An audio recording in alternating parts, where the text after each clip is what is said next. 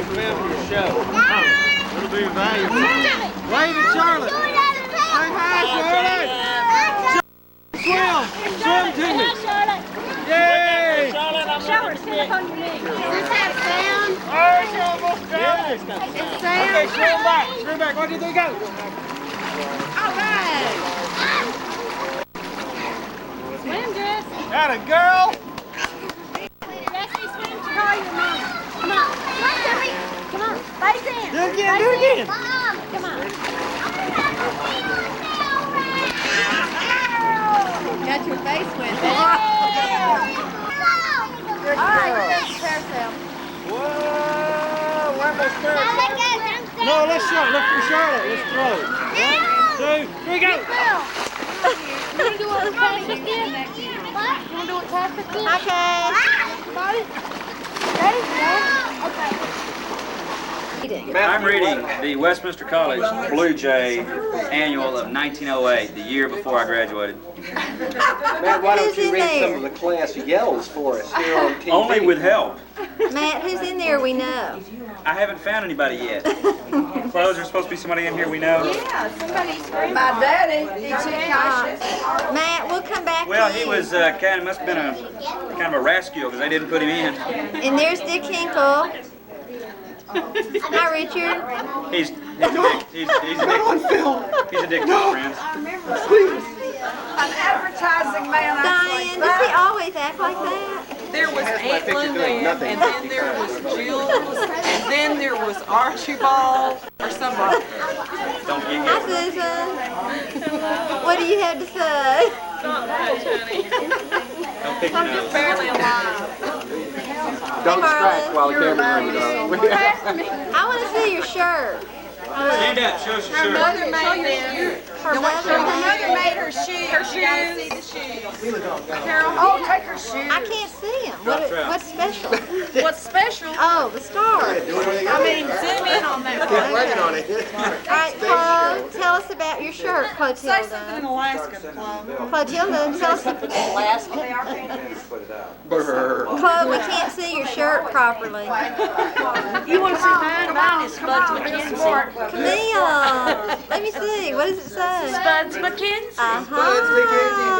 That's right, you're an animal, Spuds. I'm telling you. Tell Cheryl who it is. She doesn't know either. You don't know who Spuds McKenzie Is he a cartoon? Spuds is the is. Budweiser He's the party animal. Budweiser party animal. Oh, how could I not know that? Hey, man. Party animal, that's what you are. That's right. You're not gonna get, are you gonna swim today? Some. Did you bring your suit? Yes. Okay, good. Oh, Beth, you're next. Turn around, Dan. Well, Beth, your hair looks pretty from the back. Welcome. Now, Uncle Ben, you're our oldest member here. Do you have anything you want to say? Oh. Yes, he does. Tell us who the brothers were. Do the brothers, Cavallard, Carnival, John, have you got one of your hats with you? No, I left my hats up in the room about 4 years ago when I came to my first Cashion reunion. Both Knight Cashion and Clyde Scott said I've never seen anything like a Cashion reunion, and I think they were right. You agree. Catherine, how do you feel about that? About these Cashion reunions? Uh-huh. Oh, I think they're great. Just hear all the news and all the gossip and everything. Wouldn't miss them for anything. Dot, are you trying to think of what you can say? I'm trying to think of what to say. You can show us your shirt and tell us what it is. Well, oh, this is my Tai Chi shirt. I took Tai Chi and this. What's Tai Chi? Oh, it's a Chinese calisthenics. And this says Little Rock City in Chinese. They had to put the city on it because they said they couldn't just put Little Rock. People wouldn't know what Little Rock was in Chinese. And this was a kind of Tai Chi shop. Okay, Kay. I'm just glad to be here and I wouldn't miss one. Great. Karen. Hi, Charlotte. Aren't you glad I brought the camera? I'm thrilled. I love it. I lost one. Come here, Courtney. Now, are you Laura or Lou? I don't know. Can you guess? I think you, I don't know. Take off the clothes. Yeah. All right. Whoa. I don't want to scare y'all. Scott, what have you got to say? Scott, look, you're on the film. Show him your tooth you're fixing to pull. Oh. Pull it right now. Have it on film for the rest of your life. We'll edit out the blood. Lisa, where did Greg go? Right behind you. Oh, he's behind me. Yes, he's hiding from you. He doesn't want you to Greg be has on the film. cleverly manipulated himself.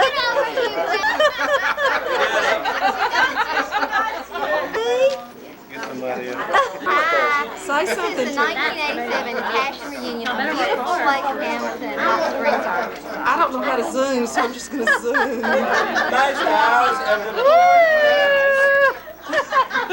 Now, how y'all How to push the zoom. It's Boy, hard. that's a bright light, isn't it? Yeah.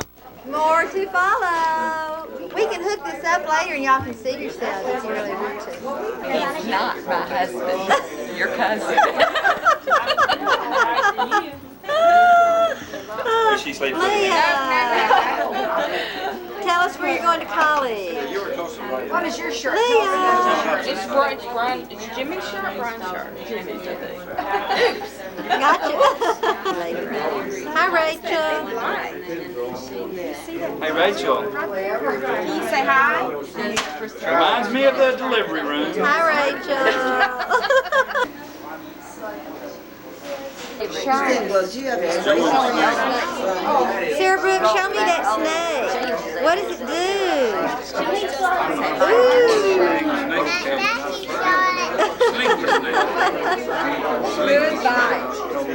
Laura. Let's get Layla. Hey, Lee and Laura.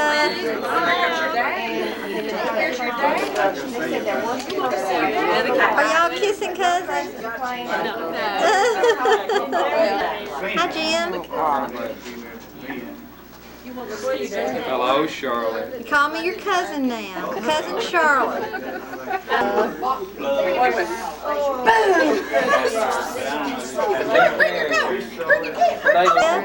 Look at me. I'm going to see if you and Carol really look alike. I think you do. I think you do. Listen, that's pretty good. Here come Morgan and Scott, the two cousins. Okay, y'all stop there a minute. I'll get a close-up. Hey, Morgan. Hey, Scott. Hello. Let me see your shirt. Woo-woo. Thanks, Phil. You were about to let go, fella. You were about to let go. Get your balance. Get your balance. He was holding onto the chair, Karen, turning in front of me for one of those chairs. No, I quit. Hi, Nicholas. Hi, Charlotte. Y'all look great.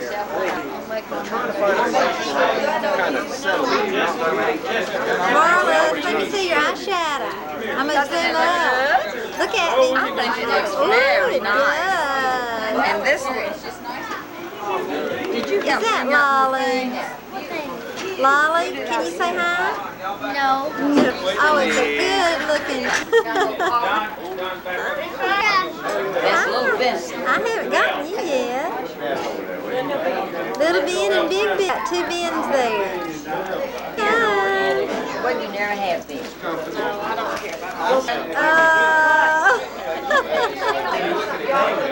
Jessica. Hello. All right here, waiting on you. All having fun. Got my shirt. And this Catherine's gonna take real good care of me for a long time. Girls. Hello. Is that Janet Lee and Tony Curtis? Okay, let's take our picture. I think it's Janet Lee and Tony Curtis. Well, we're sleeping right now. We're going to wake up. We're going to reunion. You're sitting over here in the corner. That part is sure getting sophisticated looking, isn't she? Look at Mara. And there's Bree with her. Let me get your sweatshirt, Bree. That's easy.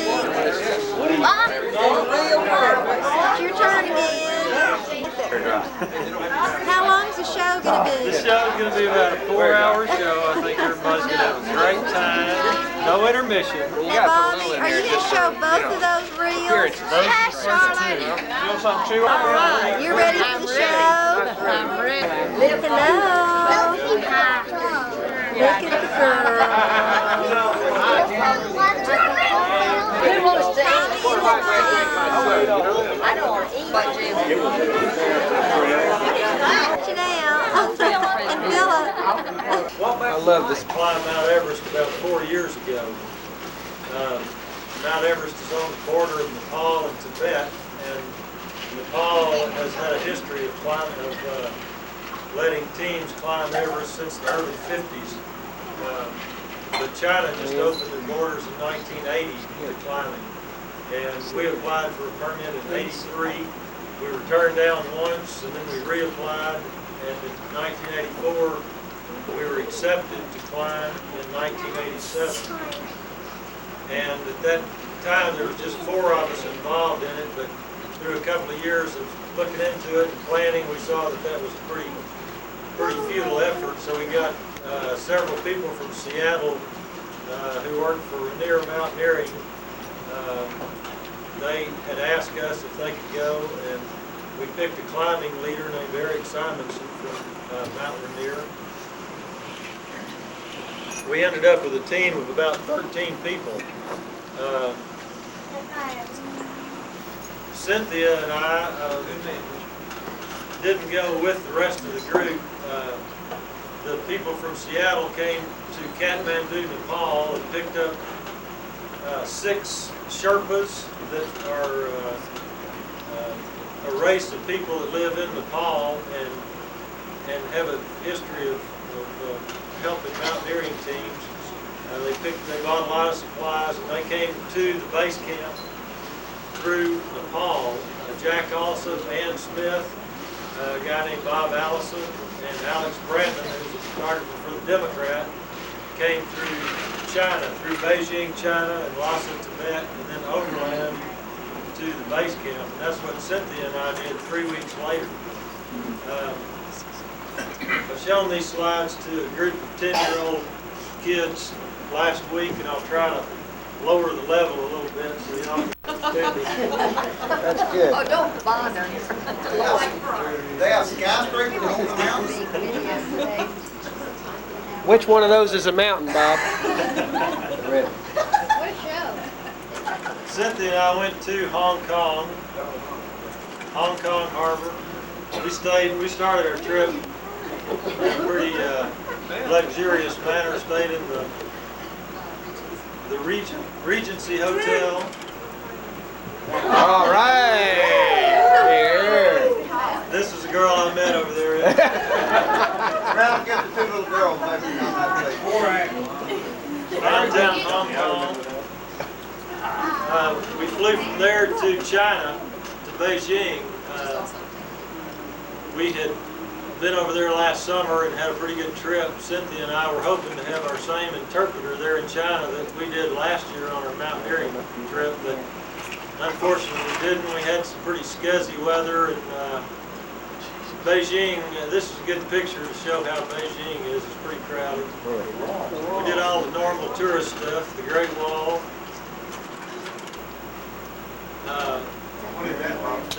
That's a portion of the Great Wall that's not been restored. That part of it. This is just a part that's been restored that tourists can go on. Oh, it varies. You know, it's flat. You can see how steep it is. It's maybe 10 feet to 25 feet, something like that. Those are bricks. That's a good picture, bricks.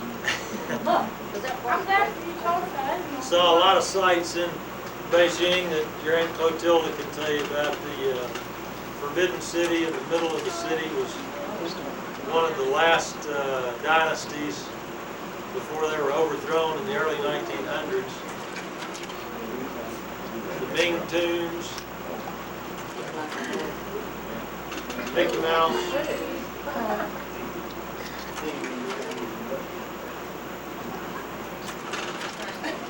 The Chinese 8 years ago were still under the influence of the Gang of Four after the Cultural Revolution. And this is Tiananmen Square, where in 1978 people were still being shot and killed. And they had an article in Time magazine that some of you might have read about a lady that was persecuted during the Cultural Revolution. And they were talking about people being shot and the square being red with blood and washing the blood off in the morning to keep it away from the general population. And that was just in 1978. So the Chinese had a pretty drastic switch. We flew from Beijing to a city called Chengdu, which we arrived there about 8 o'clock at night and left about 5 o'clock in the morning, so we didn't take any pictures. But we flew from Chengdu to Lhasa. This was our first glimpse from the plane of the Himalayas. We landed in Lhasa at an elevation of about 12,000 feet.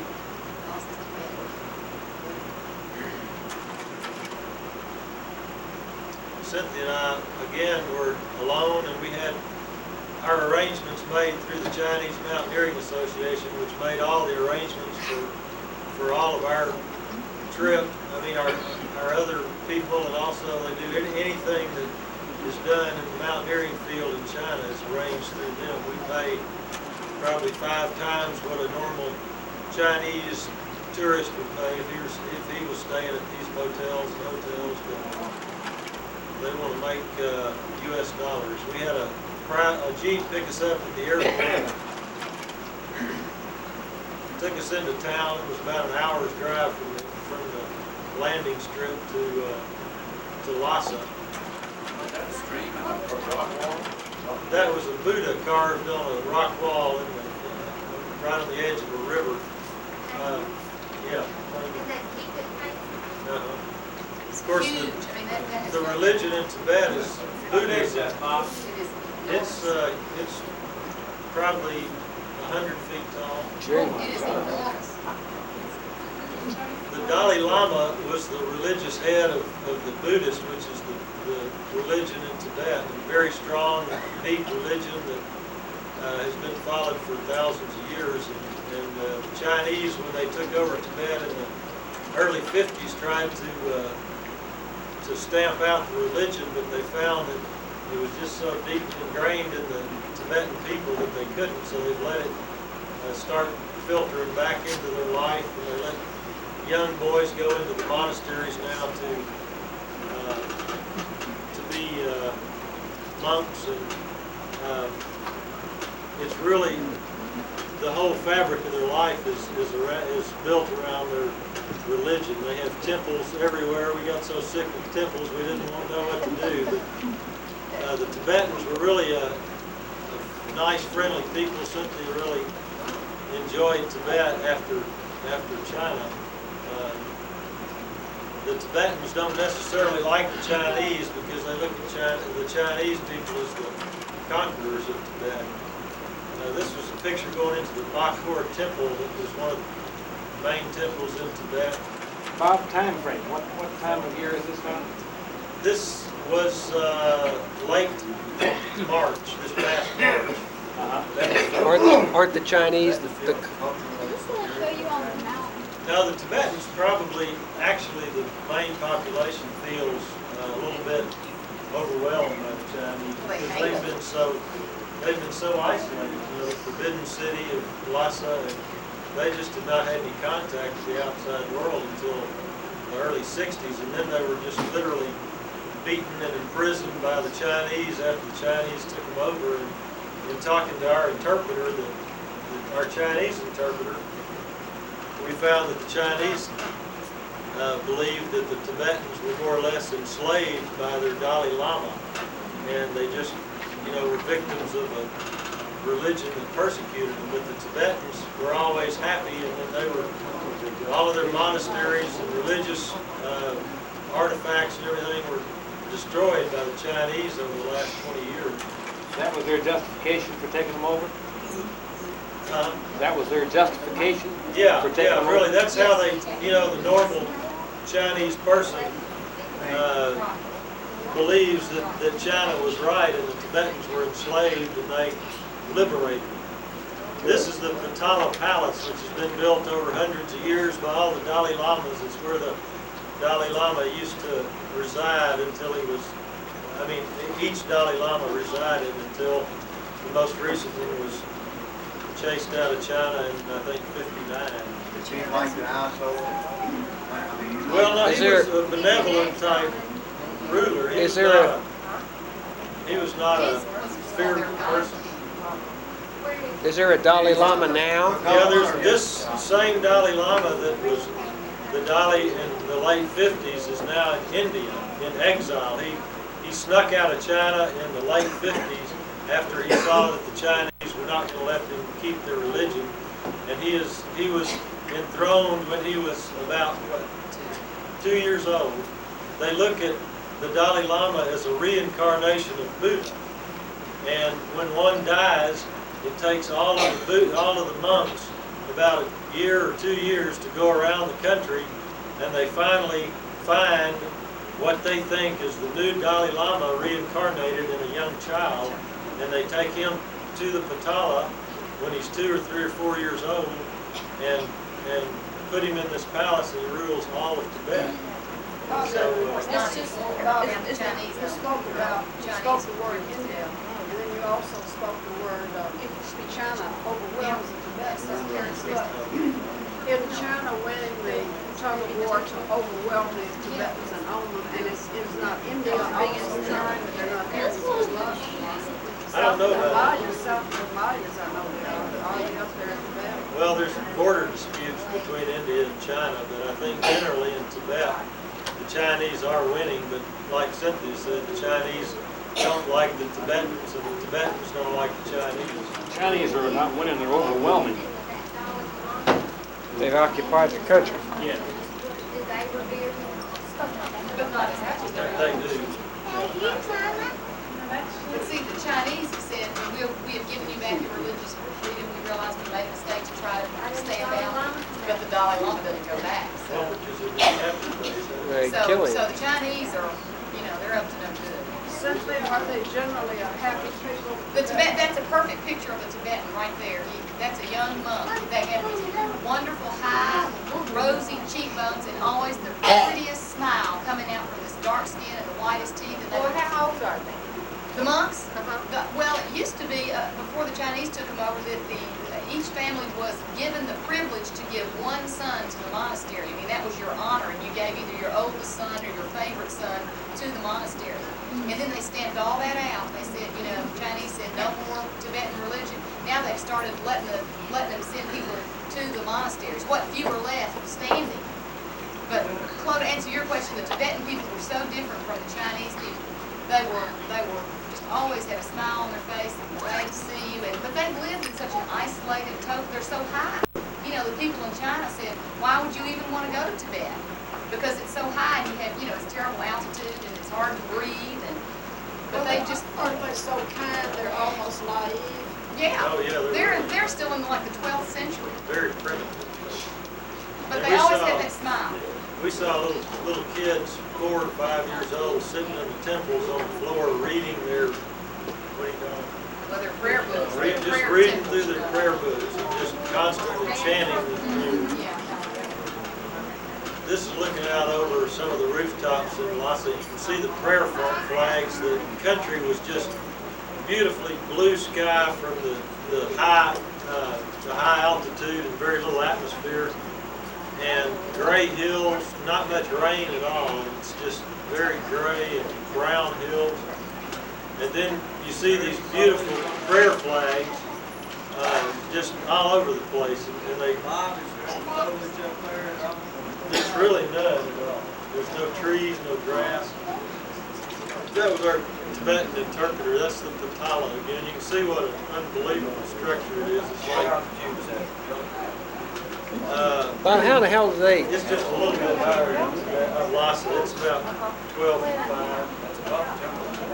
Oh yeah. How do they survive without any foliage? Well, they grow crops. They're mostly agricultural, and we were not there when the crops were growing, but we understand that barley and wheat are big products, and they can grow grain, but they have a very short growing season. So they have to trade. Huh? They have to trade. Then. Yeah. And, you know, like I say, we didn't see that. When we were there, it was just really dry. Nothing grows spontaneously, not many trees. It's built out of mud, or, you know, yeah, like adobe. Most of the houses were adobe, and the smaller cities that we went to, smaller towns, they had mud houses, and they lived on the roof, and they had cows on their roofs. And, you know, cows on the roofs? Yeah, real primitive. I mean, they stayed up there when it was hot in the daytime. All over China, constantly growing roofs. You saw such labor-intensive things like these wooden columns. And these were pretty primitive architecturally, but still pretty strong enough to support a cow. Yeah. We went to a market in Tibet, in Lhasa, that was their main market.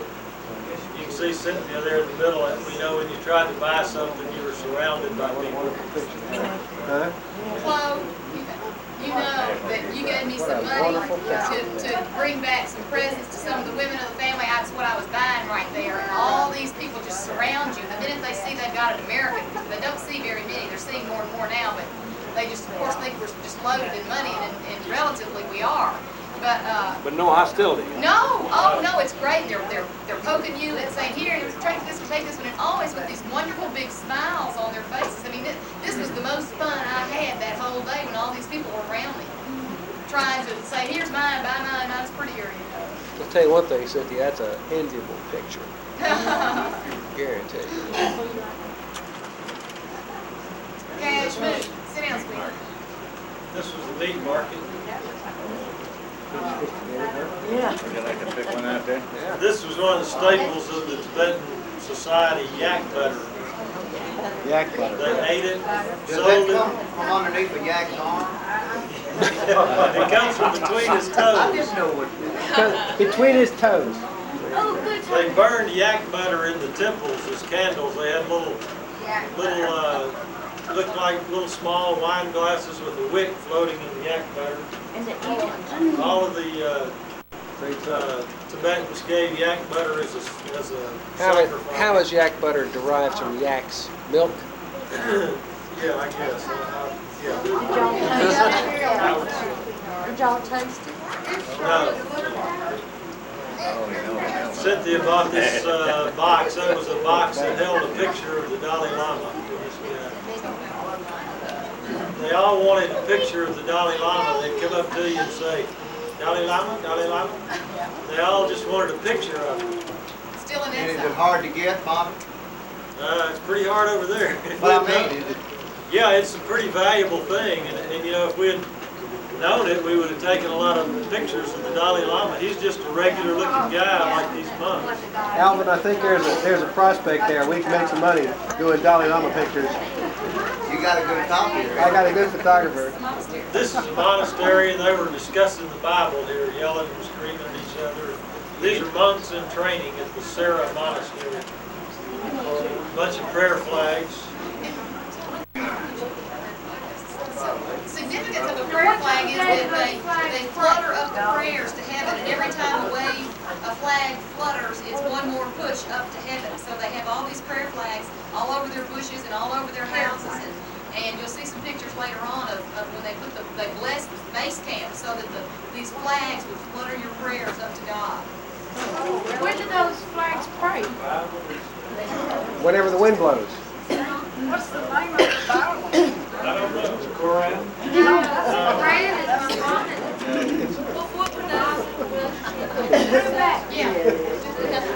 This was from a room in our hotel, looking at the title early in the morning. We had a nice hotel here. The Lhasa Hotel was just opened about a year ago, and a lot of Westerners there. This was the last place we had showers. You can see the dust blowing every afternoon. The wind started blowing, and dust just everywhere in the air. Now that, it looked like it wasn't in the city there, it looked like it was in the industrial area, but that first picture looked like it was in downtown. That's Well, the it's same. all the Chinese army has built these kind of tin hut type things covering the ground from the Potala to the city. It didn't used to be that heavily built, but Bobby, what is that structure? I missed it's that. made out of mud, basically, and That- it's walls that's Potala? sometimes 10 and 15 feet thick. What is it? What is it? Is it a residence? No, it's residence of the Dalai Lama. Oh, okay, okay. It's like It's the same thing we've been seeing, but just far, okay. I didn't recognize it, okay. 950 rooms. They have no running water. The bathrooms, you go in the bathroom and it's kind of a semi-decent bathroom for a third world country, and you go lean over the little slit that you kneel over when you need to go number 2. And you look down in there and it's about 80 or 90 feet down, and it's just down to the dirt below. As you can see, all the past people who've been in there. You can smell it. Can you hear it? Bobby, I hate to ask this, but can you hear it? No, I didn't listen because I just wondered, I'll ask you later. Now, you can hear it if you wait long enough. yeah, we just didn't have the time. We had to get back. Hey, Bob, I'll ask this. Charles won't. Any rattlers nearby? No. Well, I want to speak to that from a woman's standpoint because, you know, the men didn't always have to get on it. And these little, it was like 2 2x4s about 4 inches apart. And in the ladies' room, I mean, you say a pretty nice bathroom, but the ladies' room was a dirt floor with a series of pairs of 2x4s, you know, about 4 inches apart. So what you did was and it was kind of hard to do, you pulled your pants down and squatted on these 2x4s and then tinkled, and it went down so far you couldn't believe it. I mean, it was unbelievable how far. But that's it. I mean, you were just standing on 2 wheels. You put 1 foot on one board and 1 foot on the other and let it rip. I bet you they're just carrying yours now. This thing was just a maze of rooms. We just walked through room after room, and if we didn't have a guide, we would have been lost. Is that the same thing, Bobby? Yeah, this is the Potala. They let you go in? Oh, yeah, yeah. Some places they charged you to take pictures. This was just a couple of shots inside. They charged It was really amazing. This was they had Buddhist monks sitting on the steps in various places, and this lion, you can see money stuffed in his mouth. Our guide carried a couple of a whole bunch of small bills to pay homage to whoever she needed to along the way. It's a line, or I don't know what it is actually, but It's a gargoyle or something. yeah. You see the money stuffed in his mouth. This is looking at the city of Lhasa from the Potala. population is what? Does, I don't know. It's large, it's large. Yeah, it's the biggest city in Tibet. Bobby, does the Dalai Lama have a harem or more than one wife, or who all lives? No, they're celibate, totally celibate. Totally celibate. Yeah. So do the priests, the monks live there with him? Or- Yeah, he has a lot of monks training him, and he's always in training and taking tests. And it just so happens that this Dalai Lama was a really smart guy. And he's now, fairly progressive and westernized, and he learned a lot from the beginning, and he's done a lot for the people. He's really, I don't know if it's this one or all of them. I think it's all of them, but they just are totally. They do anything he says. But he's in India. He's not Indian. Not there. This is a yak hide boat, a boat made out of yak hide that was used as a ferry over this river. It looks like it toppled over. Why did it topple over? Well, it just didn't. I don't What know. river is that? I don't know. I used to, but I forgot. That looks fun. I wonder if you could ski behind it. You can see how primitive all this is. We took a ride across. This is the guy in the white hat is Fong, our interpreter. All the Chinese want to be westernized, and Fong wanted us to call him Fred. We had to spend $200,000 and travel halfway across the world to call some Chinese Fred. So we called him Fong the whole time. 2 people we met there from Seattle that were in Lhasa. We took a trip across the river. Who's the girl? Somebody asked. She was from Seattle. Her name was Sue. That's all we know. Who wants to know her name, her address, and her phone number? I've got her name and address in my building. You got her measurements. This guy found the tire that he needed. Couldn't afford a truck I that like fit this on it. English teacher. experienced and or enthusiastic. Isn't that wonderful? Isn't that just goddamn wonderful? Experienced and or enthusiastic. Jesus, what a wonderful line. This is downtown Lhasa, the old city. You can see how drab it is, and a little bit of snow on the mountains in the background. We left Lhasa after being there a couple of days. You're acclimatizing at this point. You know, you feel a little dizzy and a little nauseated, and slight headaches. 12,000 feet. We left with our driver, Son Wu-Chin, who was a Tibetan, and our interpreter, Fred. I like Fong better. You can see the agricultural.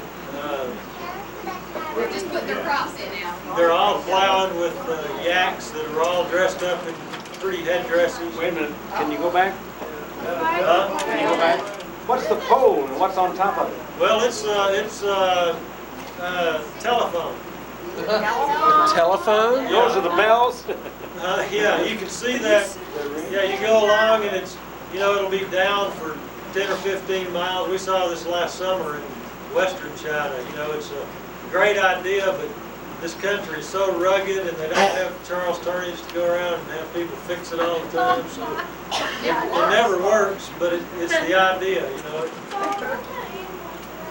Those were yaks. We left the main dirt road up into this twisting and winding road up this valley. We traveled for 5 days. This was the top of a pass that everybody stopped. Our driver stopped, burned some incense, and set out a prayer flag. Every time anybody got up here, they put out a prayer flag. You can see the beginning of the Himalayas out there in the distance. It's really pretty lake. You can see the road winding down the hill there in the foreground. We stopped for lunch every day just along the creek or something. They packed us bad Chinese food. Coke can? Every place, yeah, these were Chinese Cokes that we had, and the kids were just, you know, they'd pick up anything we left. This was the first filling station we stopped at. There was a hose inside that window, and the window had bars on it, and they pull the hose out. You had no idea where this place was unless you were the Jeep driver. Or what was in the hose? Gasoline. Well, I know, but I mean. This was, Go back, Bob.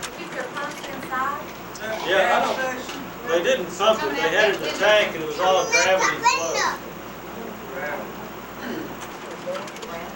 This was a town called Shigatse, which was about 14,000 feet. This was our hotel. It was about 80% complete. You can see how beautiful it is.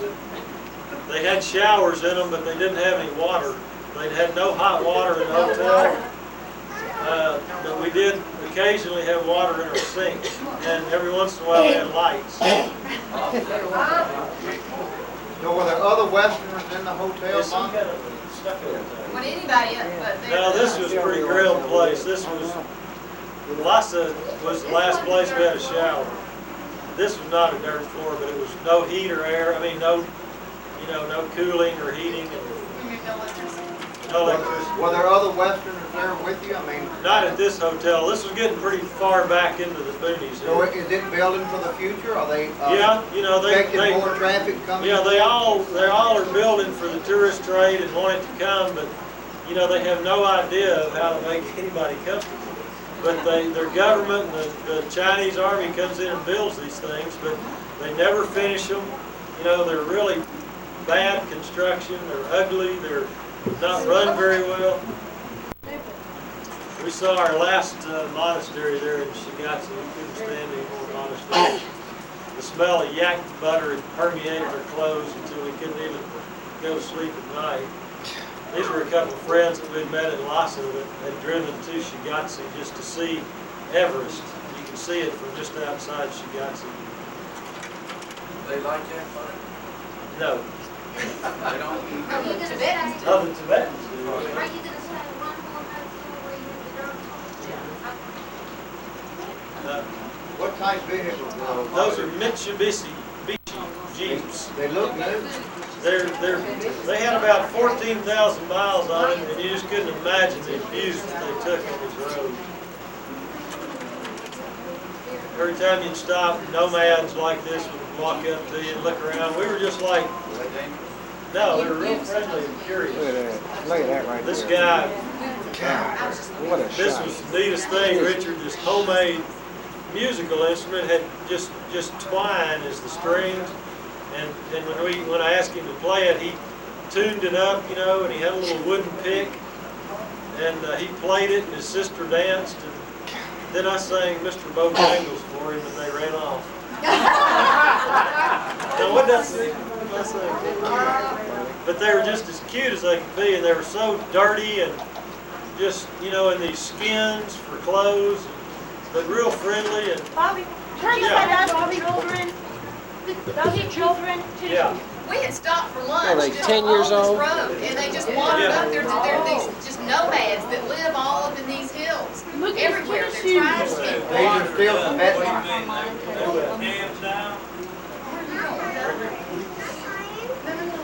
We had just stopped on the way on the road, and just, you know, you didn't see them, and 2 minutes later you saw them. I don't know. That's a good question. Some kind of yak, something, I'm sure. And this is another one of the children. Bob, Yeah. John Hall says, you're talking about the slow Chinese workers. He says, seriously, the Chinese workman is so slow, he leans on, he really does, he leans on his shovel half the day.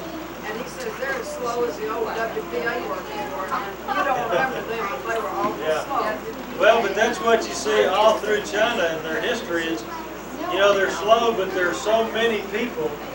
There's just millions. I mean, there is 1 billion Chinese. How many? You know, 1 billion. How many is that in millions? In millions, that's a million.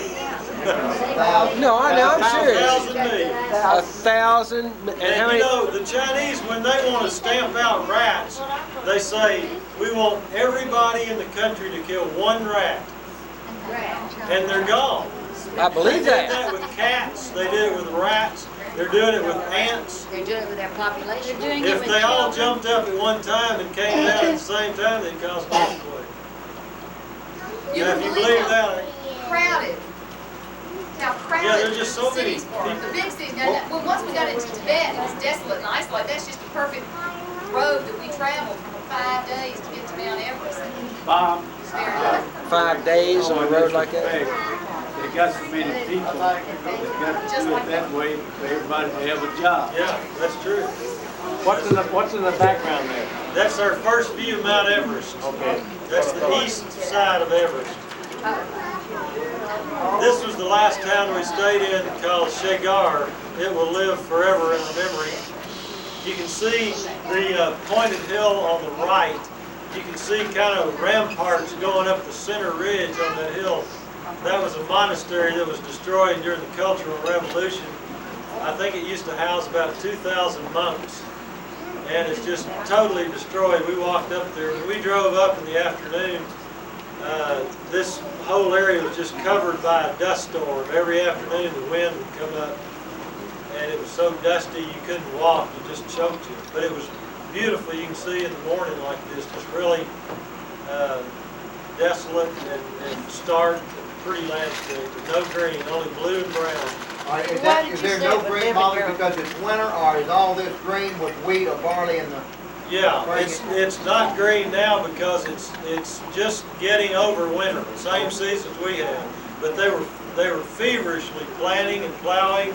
So and it when we will left, become green and lush looking? yeah, which we didn't Only where see. they planted it. Right. This is about 14.5. This is our last stop before base camp. You can see the dust kicking up here, and you can see the mud wall. This is surrounding our hotel. We'll see it in a minute. This is the town that our group from Seattle and our group from Arkansas met in the first time that they met in China. And from there they went to base camp. Is that where Ann Smith wrote about the Yeah, slave killing a dog or right. something? Are you gonna tell us why this lives in your memory?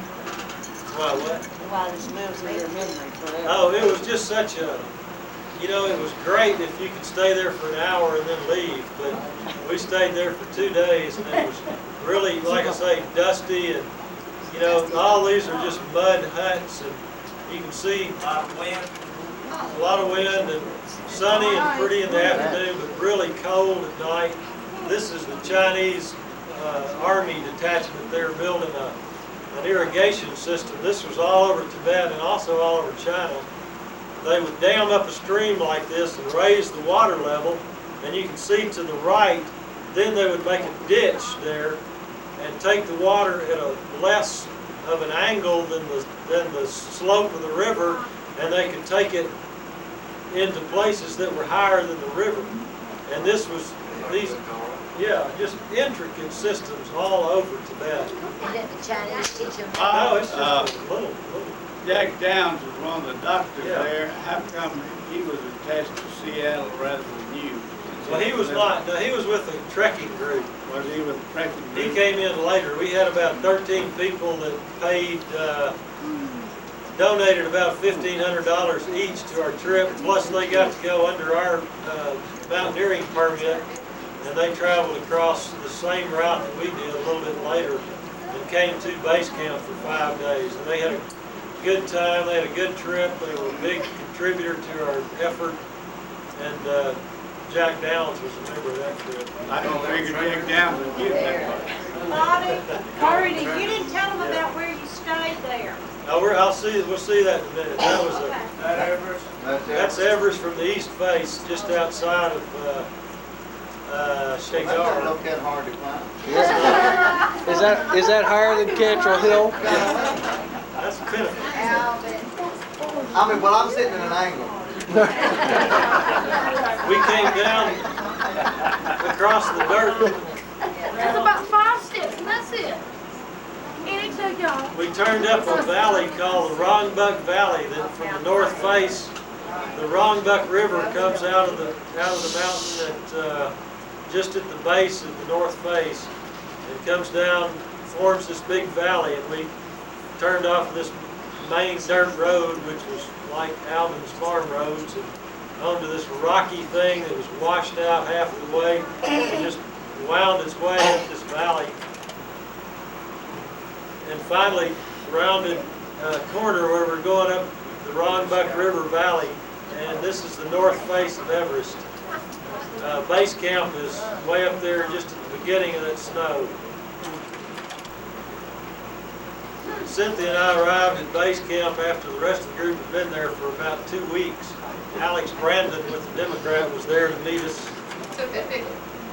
We were still smiling at that point. We didn't know what we were for. That's the communist red storm. No, we were on schedule. Huh? Yeah, it is. This is base camp, Mount Everest. We met trekkers all through Tibet that kept saying, well, can we get a room there at the hotel, or do they have food, or, you know, they don't have anything but a gravel bar. It's just a totally desolate place. That's Everest in the background. You can see the snow plume coming off of the summit. That started every morning about 9 or 10 o'clock. The winds on the summit were about 120 to 150 miles an hour. That's the snow being blown off. Yeah, that snow being blown off the summit. And you were going to climb up there in that wind? That's what I kept saying. This was our tent that we were spreading out in. We were there for 2 days, and the wind started blowing from 50 to 90. What was that? That was an avalanche.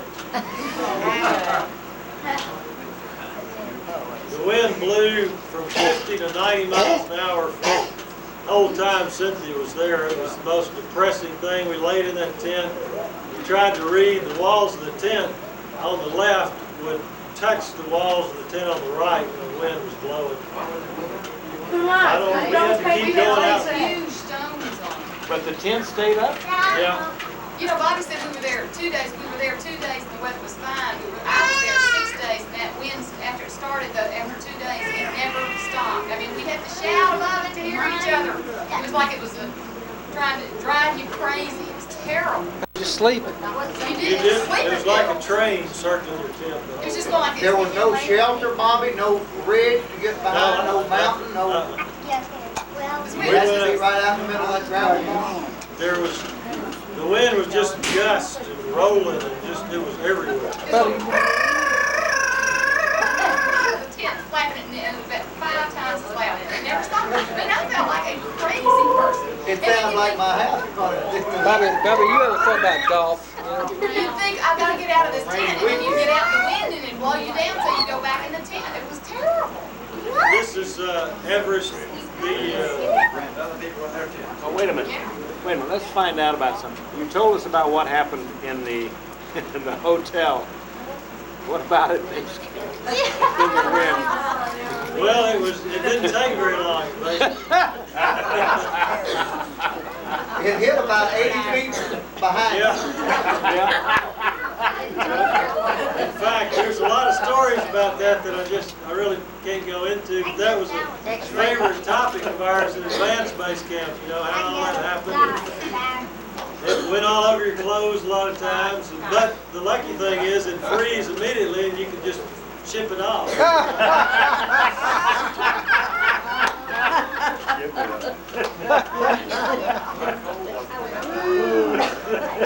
Well, it wasn't that cold at base camp. It was probably 10 degrees. The morning I left, it was 2 below 0, with the wind absolutely about to knock you down. No wind chill back. Was it? That's what they said the Swedes came. Very good studies. The trekking group that I mentioned was 13 people from really all over the United States.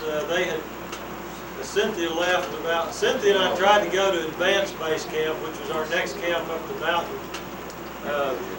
But it snowed and the wind started blowing.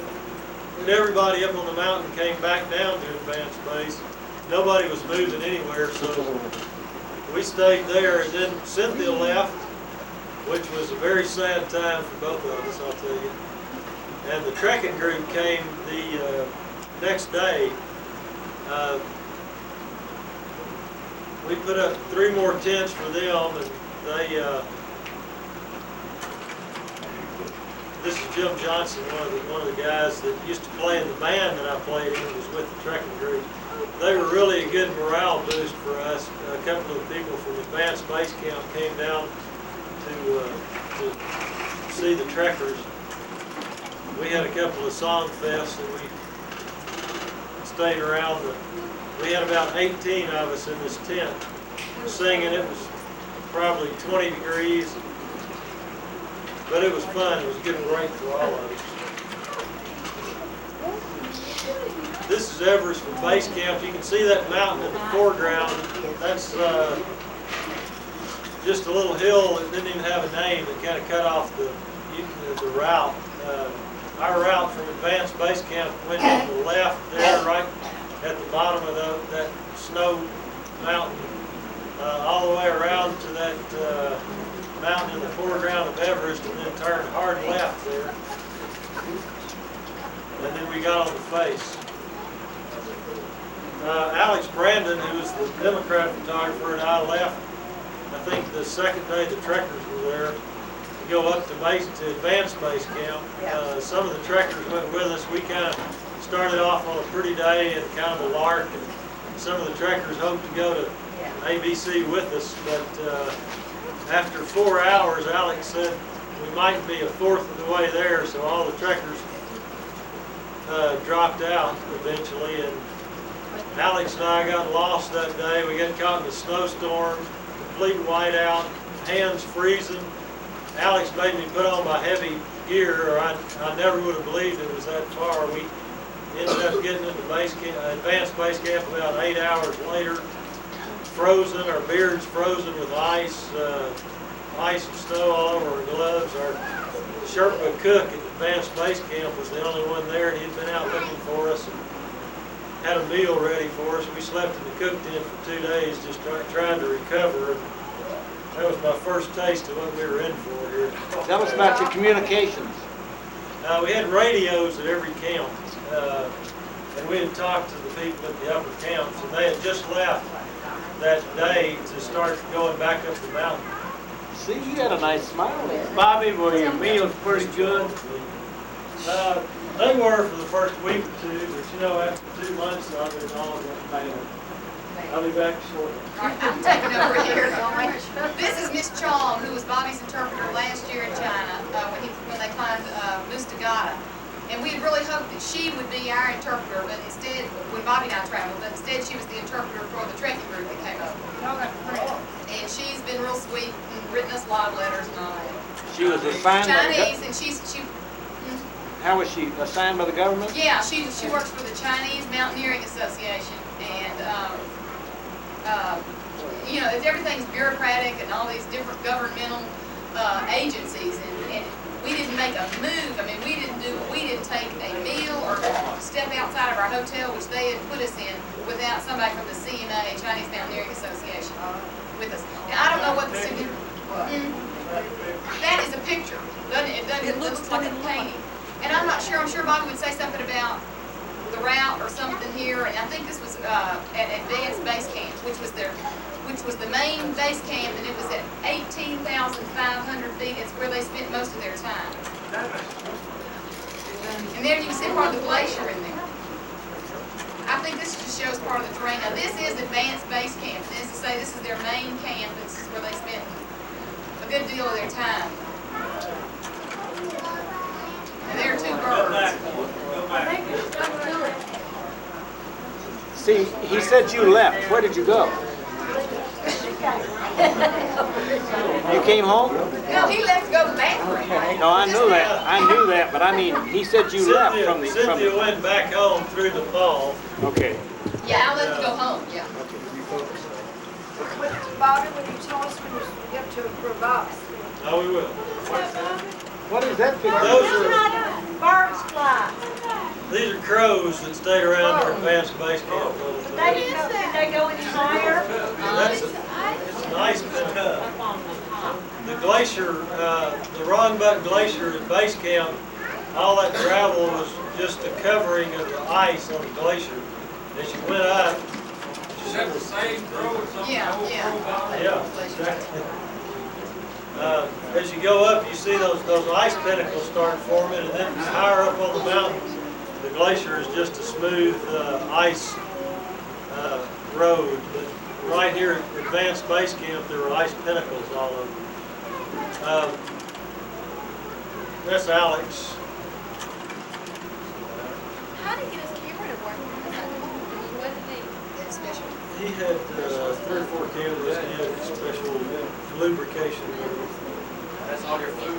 Meanwhile, this is back in Lhasa. Yeah, Jack also is sticking his head in the Jeep there to the left. That's Ann Smith in the middle, and a guy named Bob Allison on the right. All of our gear was shipped to China in last November. They shipped it overland to Lhasa, and then these guys picked it up in Tibet, put it in 2 big trucks, and shipped and took it to base camp. This was an old contractor in Tibet. You see what happens to him. He's just a guy that came into town. That's Bob Allison on the left. What you were going to say, he was just an old insurance agent. That's what you felt like. This is Shigar. This is the hotel that we stayed in. These little rooms had 1 light bulb that didn't work, dirt floors. They were cold as they could be. This is what you did in Shigar. You sat outside your hotel room, Freezing. wait until dark so you could take a sleeping pill and go to bed. That was, yeah, this was the first. This was where our Seattle people and our Little Rock people met up. They came up the same valley, had a little trouble. This is the river at base camp. That's all of our gear unloaded. Yeah. Do what? Food. Well, that's all our food, ropes, tents, gear. Yeah. Yeah, I'll tell you in a minute. We had about 4 tons of equipment. The Sherpas, when they first got to base camp, set up prayer flags and burned juniper wood for an offering to the gods, hoping we'd all come down okay. This is Eric Simonson, who is our climbing leader, a guy from Seattle. He's about 6'4", weighed about 220. He got the yak drivers there to listen to him. They gathered these people from the valley down below. They all would bring 2 or 3 yaks, and they'd negotiate and talk and go on strike. But the yaks carried all of our gear to advanced base camp. That's your basic yak with Mount Everest. Your basic yak. The yaks, they brought stuff with them. The yaks, they brought hay and grass from the valley down below. We had 35 yaks. They made 3 trips up the mountain. It took about a week and a half to get all the stuff to advanced base camp. Bob Allison had gotten some kind of bug in Lhasa, and he was getting progressively sicker, and he got to base camp and wasn't feeling very good, but he managed to make it to advanced base and stayed there for 6 days, and he finally got so weak he couldn't walk from his tent to our eating tent, so they really feared for his life, so they had to carry him back down the mountain to base camp. And he was taken out by Jeep. Cynthia and I met him while we were going in. It was a pretty disappointing thing for Bob, because he had worked on this expedition for as long as anybody, and it was over for him at that point.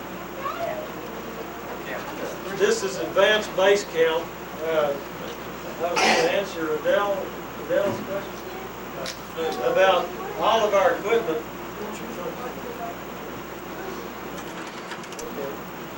What happened here? Let's go back. Go back? Everything from advanced base on went up on the backs of the climbers. There was nothing but, if you wanted 4 tents at Camp 1, you took 4 tents. That was about,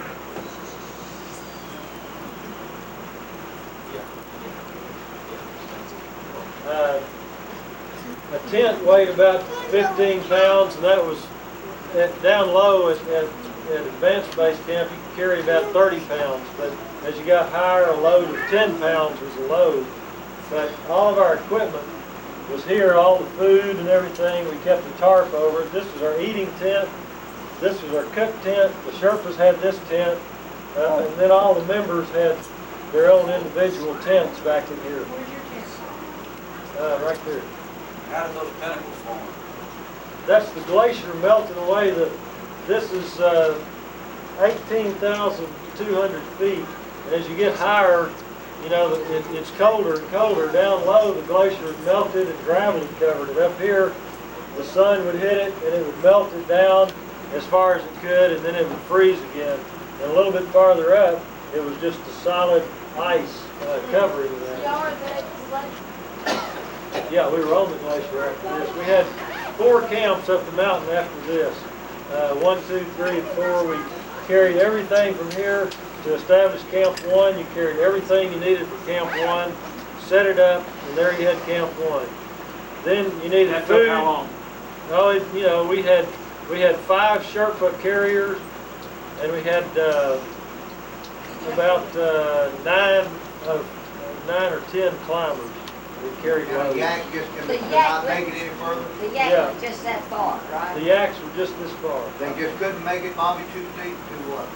It was too far. The yak drivers didn't want to go any farther. This is the farthest base camp, advanced base has ever been made on the north face. But, it was slick, it was snow covered, the terrain was unbelievable. You went down slopes that you had to go down and slide down on your hands, and then you'd get to the bottom and you'd climb up. You couldn't walk up it. I don't know how the yaks did it, but this was as far as the drivers would take it. But Did you carry any oxygen with you? yeah, we had about 25 bottles of oxygen. Each bottle cost $380. We had 6 regulators at $1,500 a piece. A bottle of oxygen weighed 13 pounds. Down low, you could carry 2 bottles of oxygen, but all 25 bottles had to go to Camp 4, whereas that was the first place that we started using oxygen, had to be carried. And when you got above Camp 1, 1 bottle of oxygen was a load. So you can see how many loads of everything had to go up the mountain just to build these camps, supply them with food, fuel, tents, sleeping bags, snow pickets, ice screws, and then everything that went to Camp 4 had to go through all of these camps on the backs of the climbers. And that's why it takes so long. And while you're doing that, you're acclimatizing while you're climbing. It's kind of like lifting weights. You know, you break down your capacity to acclimatize. You climb real hard one day, and you go back down. You're worn out, but the next day you can climb just a little bit better. And the more exercise you do, the better you acclimatize. So it's helping you acclimatize, plus it's getting loads up to the mountain. As you're talking to us, would you tell us if you had any similar experience or any different experiences concerning the building as you talk? Well, when Hillary first climbed it, the whole beginning of Everest climbing was big assault type expeditions. They'd have 300 or 400 porters carrying their stuff up the mountain. From the Nepal side, it was a 2-week walk to base camp. So they had to carry everything on their backs. And they had... Oh, I'm sorry, I thought that'd be That's something all to right. talk about. They had so many things to carry, and it was so far that an expedition was so huge, it was just, mind-boggling. But their whole deal then was the Sherpas helped them carry the loads. The Sahibs didn't really carry much. They just kind of got tea in the morning and, talked about strategy. But the real load carrying work,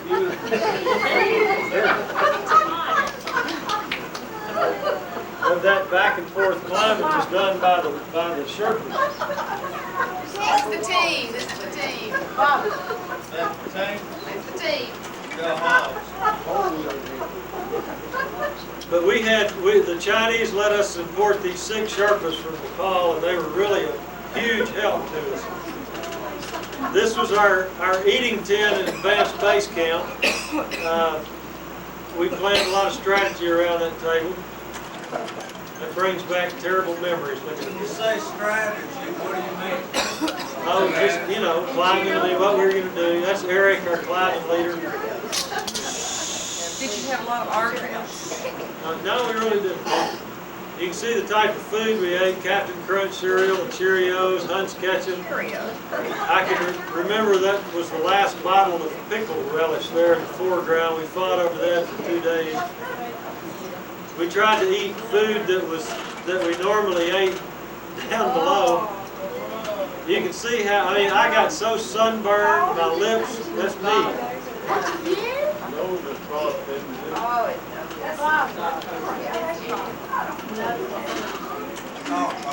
Go back. No, I don't want to do that. Advanced Base Camp was where we had a Sherpa cook. It was kind of a place to relax and take it easy. Was it warm enough to lay out in shorts there in the sun? Well, you could, when the sun was out, you'd lay out there and you'd get sunburned. If it went behind a cloud, you'd start freezing to death. In the afternoons, it almost always snowed, but you'd be in your tent and you'd constantly be unzipping it or zipping it, getting in your sleeping bag or out of it. It was just, you never could relax. It was just. This is Craig Van Hoy, one of the climbers from Seattle, the guy with the hat standing up. He had his 30th birthday. The girl on the left was named Miss Bonnie Nabori. She was Eric's girlfriend, real strong climber. And then Pimba, next to her, one of our Sherpas, and Dawa, our cook. This is Dawa on the left. This is in the cook tent. Nuru, the head Sherpa there sitting down, and Angdawa, who has the tent pole going through his head. Angdawa and I got to be good friends. He came down when Cynthia and I were in base camp and cooked.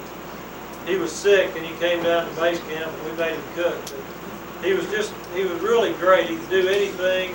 He had 2 families alike.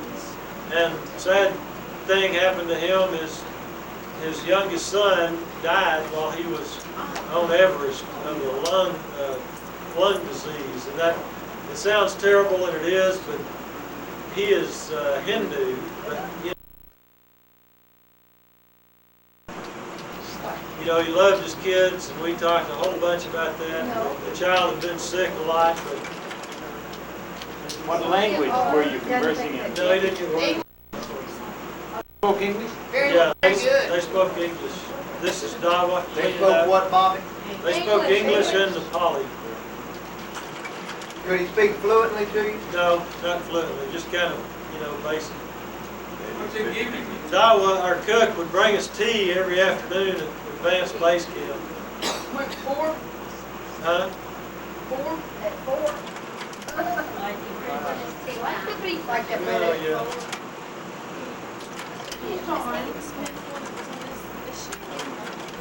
Yeah, big, We had a radio at every camp. We had a radio call at 8 in the morning and one at 6 at night. This is Eric again. You know, we always talked about, you know, did you get to the camp you were going to? What's the weather like? How do you feel? Who's sick? Who's coming up the next day? Real important part of our day. We usually went to bed about 6:15 after radio call. You sleep a lot more up there? No, Is that the glacier coming this down? is the route out of Advanced Base Camp. It came around this. See, those are the tents. Point out the tents there, Bobby. You can hardly see that. You can't see them. Yeah, those little things there, see? There, right there. No. I can't see through That's you. rock. No, those aren't tents. They're not in Those this are picture. tents. Sorry. They look like The route went around here, and right at the bottom of this ridge, this is a mountain called Changsi right here, and this is Everest. We had what we called our dump. This is where we got on the glacier itself. We had all crampons. From this point on, you were roped up. You were roped together with somebody. You had ice axes, and it was pretty dangerous from there on.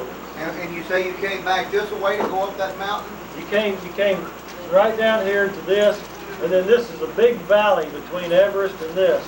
And we turned way back up this way, and then we came back up the face here. We'll see it better in a minute. Okay. This was going to Camp 1. That's one of the, you can see the gravel covering the ice there. That's the crevasse. That's me. This is our dump. We came from here around this rock, and between right below this, which is the west shoulder of Everest, right on the other side of this is Nepal, and a big valley just like this, and that's where all the climbs from Nepal where Hillary's climbed, the first ascent went through that valley. That's Craig Van Hoy, one of the Did you beat out an actual trail, Bobby, when you're going from those camps? Well, we have a trail every day, but it'd be gone the next day because the wind and it'd snow every So day. did your trail change every day depending on the snow banks? No, we had one. We'd have flags that were stuck into the snow, you know, showing the route. Well, they got buried in the snow. I don't know. This was leaving the dump. Go ahead. Now this is Hong Kong. Just a few more. Bobby, you came back down the mountain the same way you went up. Huh? You came back down the mountain the same as you went up. Only a little faster. One more. This is the wind every day would come over the western comb here, and you can see that circular spinning of the cloud. You know, it's just most unbelievable winds. The weather would just pour through this pass. It can be snowing in 10 minutes after a clear day. Was it actually snowing or just blowing snow? No, that's just a cloud. That's just the, you know, that's just showing the wind. Now, that's a totally circular cloud. All right. Okay. This is Jack, who was our expedition leader, and Ann Smith, and then the Seattle guys. We met them coming down one day. What's the difference between your expedition leader and the other guy? What was his name? Well, our expedition leader didn't know too much about climbing. Eric was a totally professional guide. He'd been on Everest twice before, and he was in charge on the mountain. He was totally it. Jack is the one that started this thing. Go back to that picture. Eric Simonson, yeah. This is Greg Wilson, the guy that I got to be good friends with, and myself. We went up one day, left the dump in clear weather, and about an hour or 2 hours into our climb, we got into a snowstorm. The wind was blowing so hard that it literally blew me off my feet. I was standing up, Greg was sitting down, and it just knocked me over. It was a total whiteout. It was so cold, your face, you know, my nose was frozen. There was ice all in your beard. Greg was leading and got off of the route and started going down the mountain, and he couldn't see the winds between us. And I stepped in a crevasse and fell in up to my knees, and that stopped Greg and got him back on the right track. It was a pretty miserable day, probably one of my 2 most vivid days of hardship. So who took the picture? Alex, Brandon. Yeah, we rode together. You can see, you wear a harness, Yeah. and the rope attached to the harness is attached to at least 2 other people on the rope. These are called jewelars. They're ascenders. They're devices that you, if you fall in a crevasse, you put it on the rope and you can pull yourself out of it. That's Camp 1. This is our eating tent. This is a window in the tent. The tent's buried about 4 feet deep there in snow. We'd have to dig it out every time there was a snowstorm. So you have to carry snow shovels. Yeah, yeah. That was me after I made it to Camp 1 the first time. I was glad to be there. You can see the wind a little bit in that tent, blowing the tent. That's not a beer in my hand. This is shoveling out of Camp 1 again. Camp 1 was 20,200 feet. Every time it snowed, the mountain was so steep here that it just avalanche snow constantly. This is an avalanche. You'd go to bed at night and the wind would be blowing 70 or 80 miles an hour, just rattling the tent. There'd be avalanches you'd hear all around you all night, and then all the next day it would avalanche real heavily, and just real scary, you know, hearing that stuff all the time. You can see the big crevasses there. That's inside our eating tent. You can see our little hams and crackers, you know, Triscuits, M&M's. How did you avoid avalanche? Well, that was George Dunn, who's really a world-class guy. I mean, he's a mountaineer known all over the world. That was his 3rd trip to Everest. He climbed. That's mine.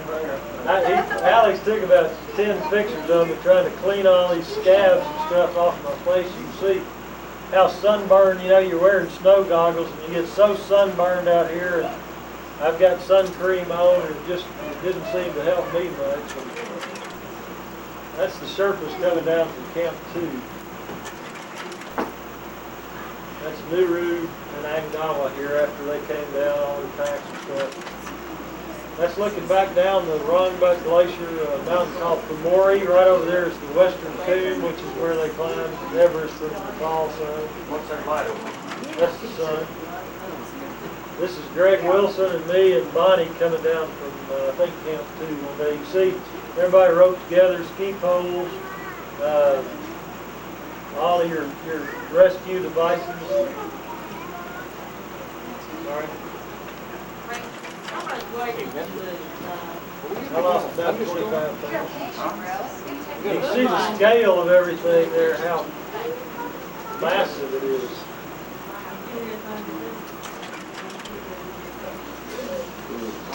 That's going up to Camp 2. You just kind of wind your way among these crevasses there. It was really steep. It was the most grueling. I mean, the hard thing about climbing is the weather and the altitude. You just can't, I can't tell you how hard it is to just take a step. I mean, you're carrying a pack of maybe 15 or 20 pounds and you're gasping for breath.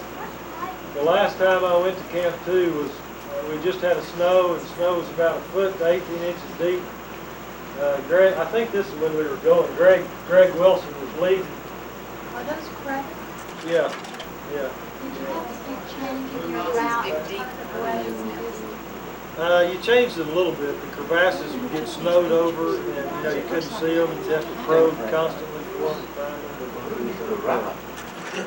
Well, you just find it. This is Camp 1 was down here. A route went up here through these crevasses. This is Changsi, the face of another mountain. We went up this way. Many times you'd walk up this route, and then you'd come back down. Your tracks would be avalanched over. You know. No. The Chinese wouldn't get near this place. I mean, they didn't know how to get to it. You kind of had to do it by feet. Well, all of the Seattle guys have been there before on this exact route. From getting involved in an avalanche yourself. Well, I mean, it's strictly luck. I mean, many times we walked across that route there, and there'd be rock fall across it or avalanches across the tracks. Well, did it gone? We'd go in the morning and an avalanche in the afternoon. Yeah.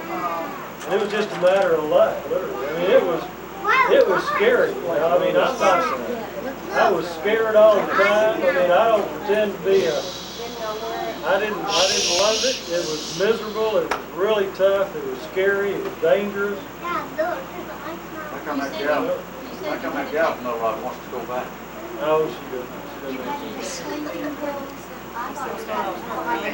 Well, you couldn't sleep, you couldn't eat. You know, the altitude made you kind of nauseated, and when you got up high and you climbed all day, you were so, I mean, the energy that you used was just incredible. Bob, how high there? That's almost 23,000 feet. That's the Sherpas. These are oxygen bottles. How high did you get? 23,000. They cost $380. Why so much? Expensive. That's Camp 1 looking down from Camp 2. Now, How high is Everest? Everest is 29. Wait, go back. Okay. You can see all the crevasses. Our route came up here and around there. We had this camp wanded. The bathroom had wands around it. You know, you could go about 30 feet from the camp to go to the bathroom. You threw the garbage about 15 feet from camp right out here in a big crevasse. Wait, so go back. Yeah. This is called a Bergstrand of this glacier. This is a glacier, and it hits the mountain right here, and this is where the glacier breaks away from the mountain. And that Bergstrand. snow off the mountain continues to avalanche and belt and feed the glacier? Yeah, the glacier is just packed down snow. This is the face, really steep. There's about 5,000 feet more to the summit there.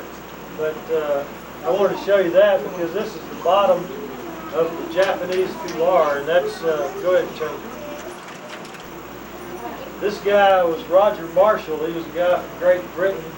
He lived in Boulder, Colorado. He had been a climber for a number of years.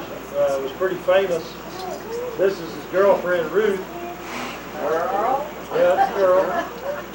And that's Jack Austin. Roger's got permission to climb on our route. The altitude. He and Ruth and one Sherpa came up the same way we did. Change it now. Dick?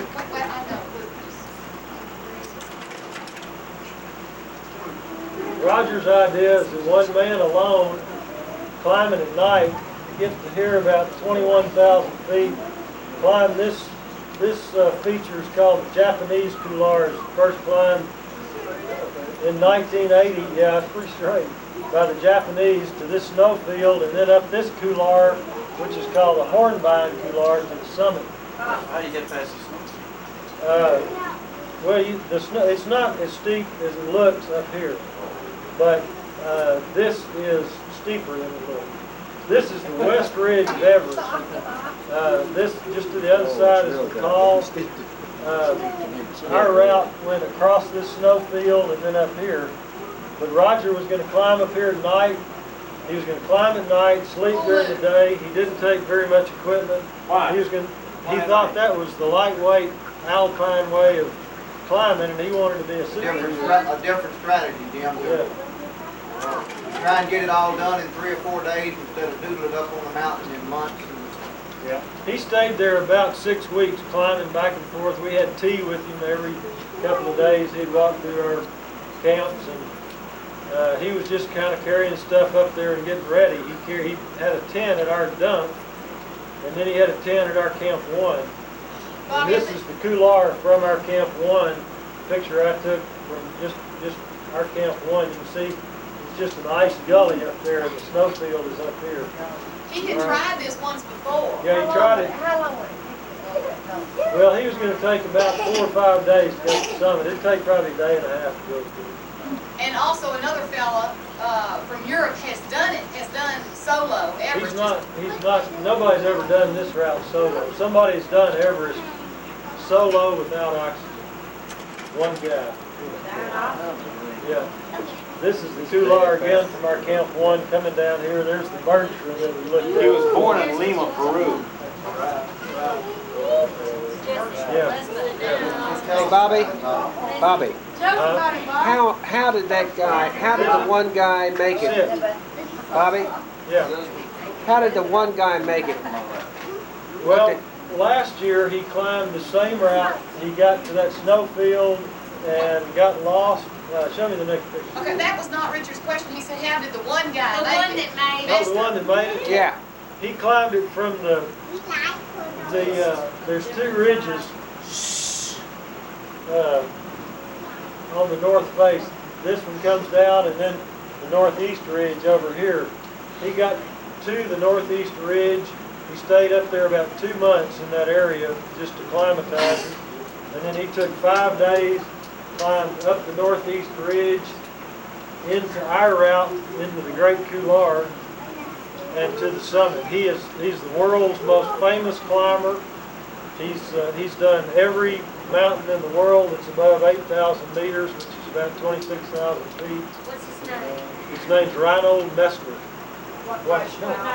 German? He's German. He's from the Tyrol in where? The Alps. It's Italy or the German part of the Alps. He makes about $1 million a year in just books, personal appearances. He's just what? Yeah. Roger came up here to the snowfield. This is the Hornbein Couloir. He left our Camp 1 one day, and we had a summit team over here in the couloir, and one of our guys was coming down and saw Roger come down the snowfield, kept watching him. He looked over there one time and he wasn't there, and he didn't know what happened to him, so he got down to our Camp 2, stayed there that night.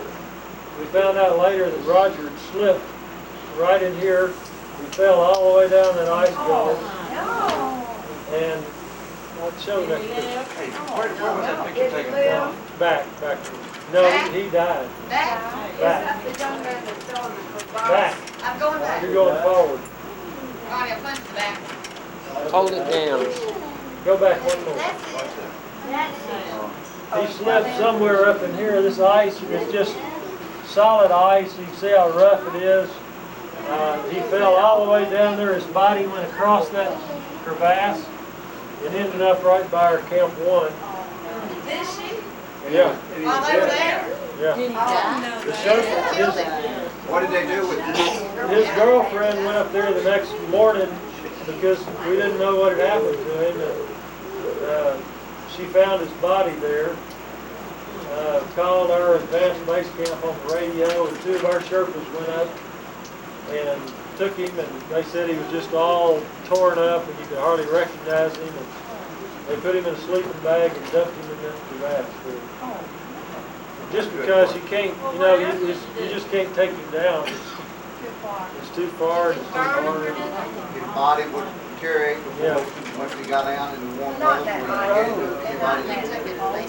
Well, when you get down to base camp, you gotta put him in a Jeep and drive 40 days somewhere. Yeah. That's a snow business. This is looking down from Camp 1 to the goal. No, he just got hung out there. Our Camp 1 was down in that area. You can see that's the Ronenbuck Glacier coming into the face of Everest. This is the face of Changsey that avalanche so much. You can see our route just went right up here. No, we walked right underneath it. And that's why all the avalanches and rockfall. Our route, this is at the dump. Our Camp 1 was right about here. Then we went way up this valley to Camp 2. Then we traversed across this face to right there at the beginning of this big gully going up the mountain, which is called the Great Couloir. This is the Japanese couloir right here. The Roger fell. And that's the hard line. Bobby, how far did you get up on that picture? To Camp 2, go back. They're right over here. And how far did the team get up? What's the furthest? Well, I'll show you that. You didn't make the summit? No, nobody knows. I was waiting for the picture from on top. This is the Japanese couloir. This is our route up the Great Couloir. You can see this feature right here called the Yellow Band. That's a real steep band of rocks. Our camp, Did you get anywhere on this picture?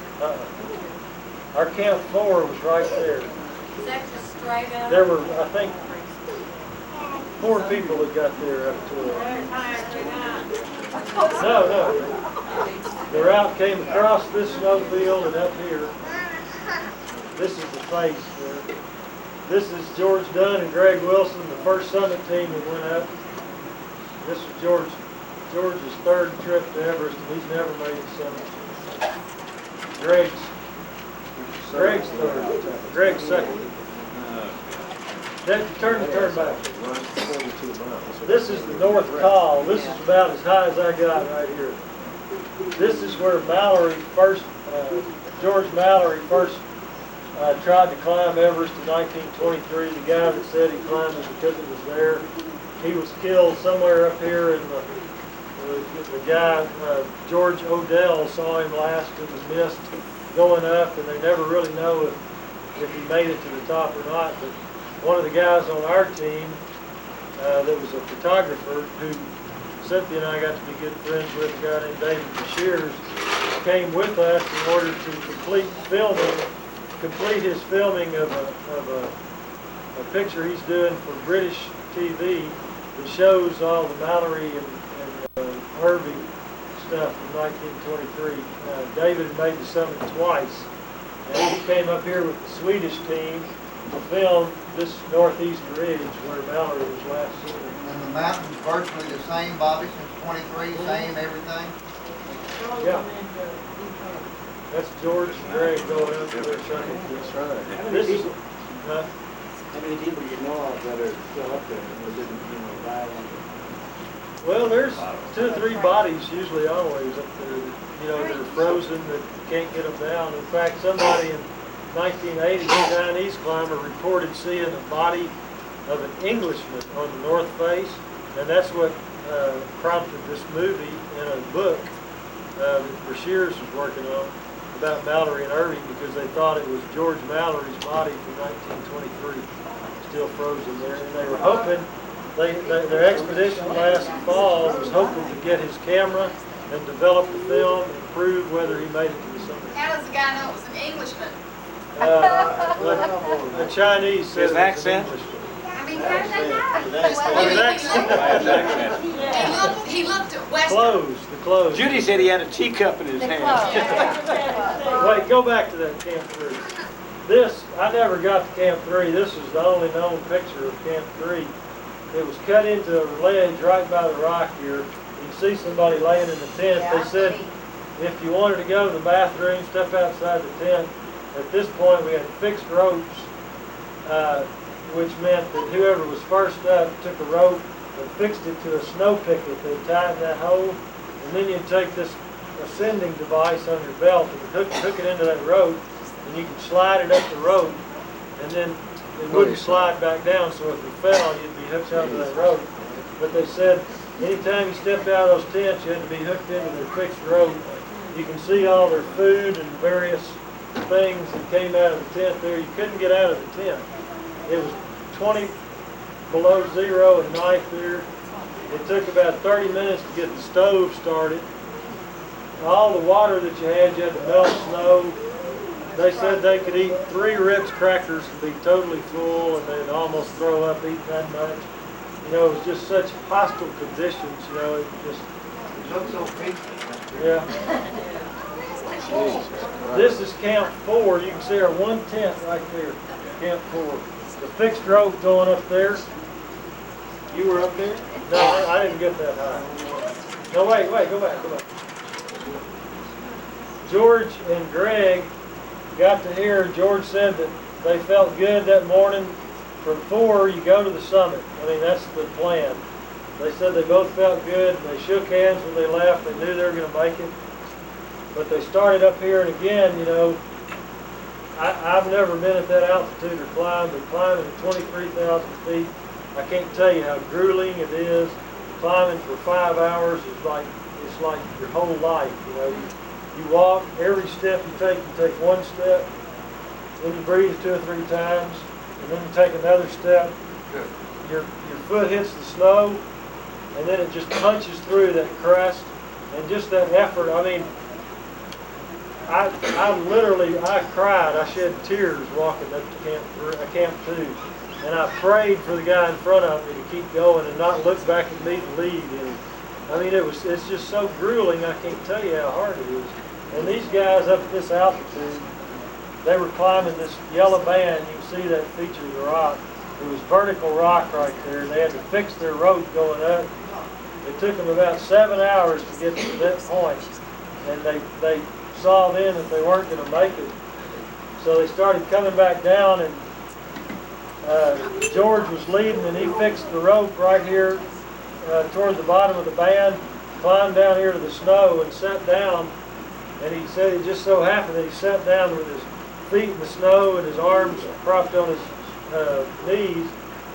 And Greg started rappelling down the rope, and the piton that George put in broke loose. Greg fell and shot past Geo, and George said he just heard 2 bumps and then saw Greg just slide past him on the snow. Greg fell about 40 feet down here, and just because George was sitting down and hooked into the rope and had his feet in the snow, he stopped Greg from falling, and they both really died. And he was telling Cynthia and I this last week. We went out to Mount Rainier in Washington and did some climbing with George. George and I did. He said, you know, it was probably, did he say the scariest time he's had? Oh yeah. He said when he saw Greg go by, or heard him realize what was happening, he thought, okay, this is what I knew was going to happen someday, because he thought he would pull him on off the mountain, but he said that he had his feet set so that he was able to stop him, and then, you know, that he stayed there too because he was able to stop him. From there, it's about 4,000 feet down to What kind of angle is that? it's not very steep. It's about 45 degrees. This rock is fairly vertical. Oh, not very steep, 45 degrees. Well, I mean, that's not steep here. You know, if the summit of Everest was right out here, the last 2,000 feet, we could all climb it. Everybody can climb it. It's not vertical, hand over hand, climbing with your fingertips. What angle is that right there? This is above 4. That's about 40 degrees. It's less steep up on that snowfield. Who's taking those pictures, Bobby? That's either Eric or Ed Beaster. With oxygen mask on? Yeah.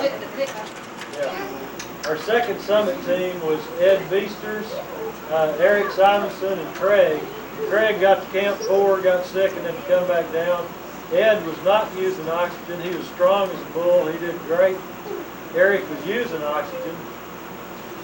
They got to this is the yellow band. You can see it right there. Our route was right over here. They got to the top of the yellow band with the fixed roads that George and Greg had done. They cut across this snowfield to, they came up this snowfield. Ed was about 150 feet behind Eric. Eric got up to the west ridge, got to this little spot right there, and that rock was so steep that he couldn't climb it. He didn't have any rope. I mean, he could have climbed it, but he didn't have any rope left. He run out of rope, and if he had slipped up there, he would have fallen literally, I mean, of course, to his death.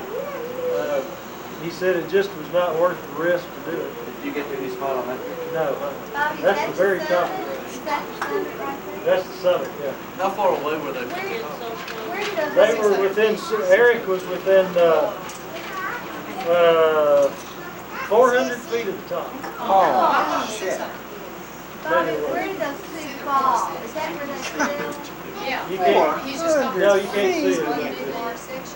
That's just the very I top. thought you said the last 2,000, the last part of the route. Well,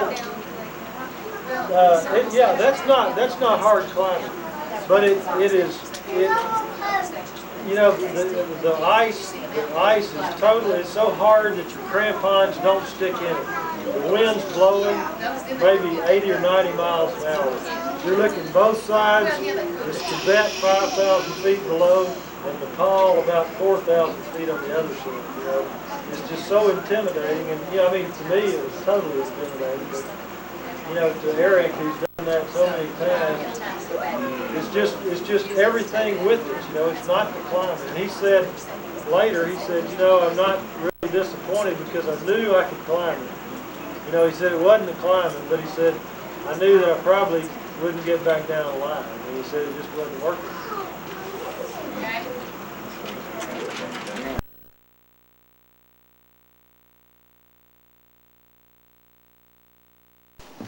Everybody came back at different times. Let's see the next slide. That was our last team picture with just the Americans in there. Arkansas flag that had been to Mustagata and the Democrat.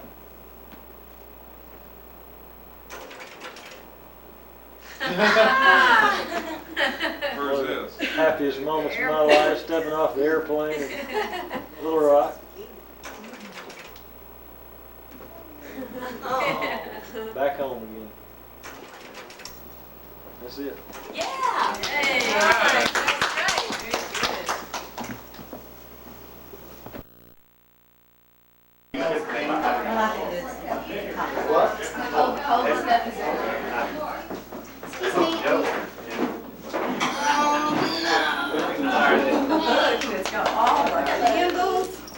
I'm gonna go turn the lights off. I don't know. What was that? Those candles aren't off. Y'all are supposed to call the Wildcat.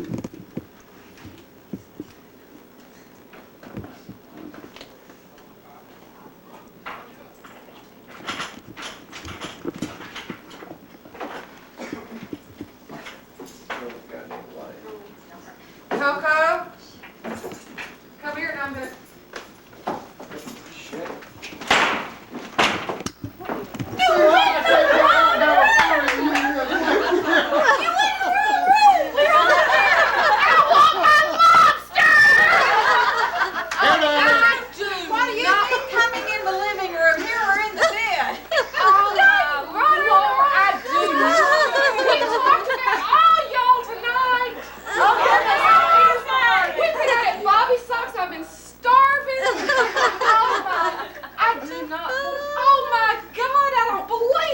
Now you see why I couldn't have a party, don't you? And all you can think about is I know. I do not believe this. It's true.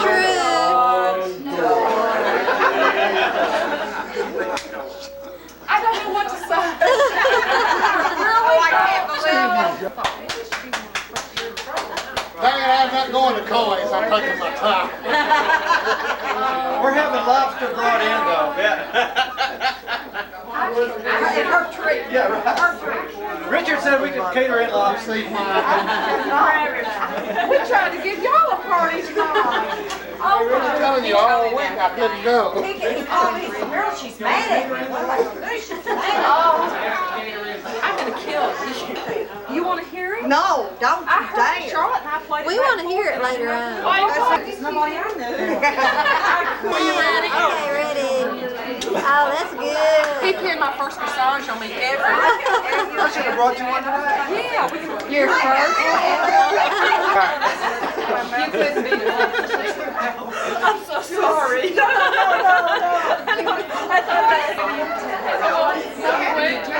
I've been 3 weeks. Where do you think I've been? Begging people. Begging. Trying to get people here.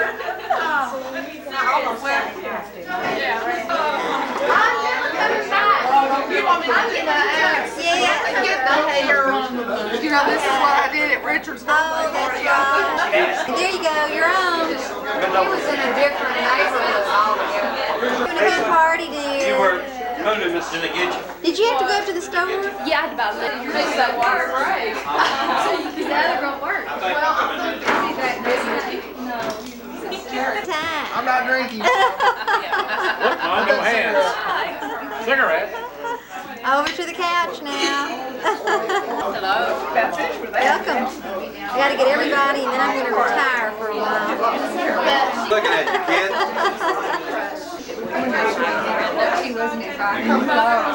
Hey, Bo. I got you in. Me. Put your t-shirt on first. Do you want this chair? I'm fine, thanks. I'll be sober tomorrow, but you'll still be ugly.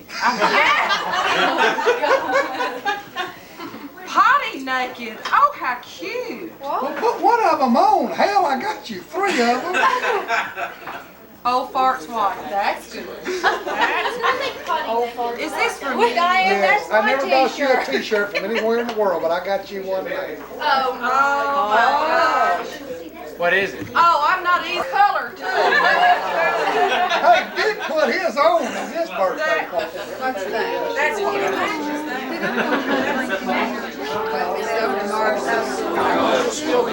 You ever fall? I know it. Somebody fall asleep before you're through.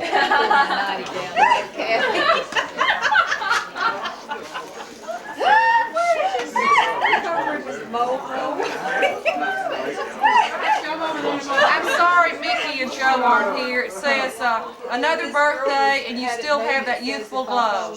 Or is it a hot flash? Oh, it's hot. Mickey and Joe. Is it hot to y'all or just me? OTM, man. What does what mean? OTM. over Over the mountain? Over the hill. Over the mountain? Mountain, I guess. Over the mountain. Forward that over to the dear lady in the floor. What is this?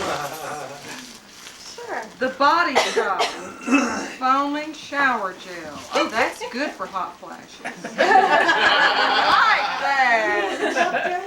Wait a minute, there's an envelope right in front of you. You gotta open up an envelope. Oh, okay. That came by express mail. Oh, who is this? Working on another fight. Okay. Let's see.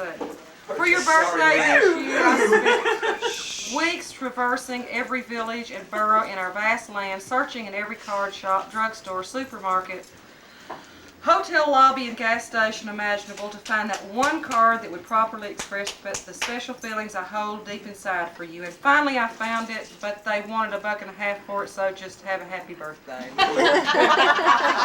Thanks, dear. How'd you know it was from him? Oh, He look, signed did his you look name. closely in there? I mean, you know. I mean, it might be a dollar bill back there. Did you look in it? Yes, there was a dollar bill in there.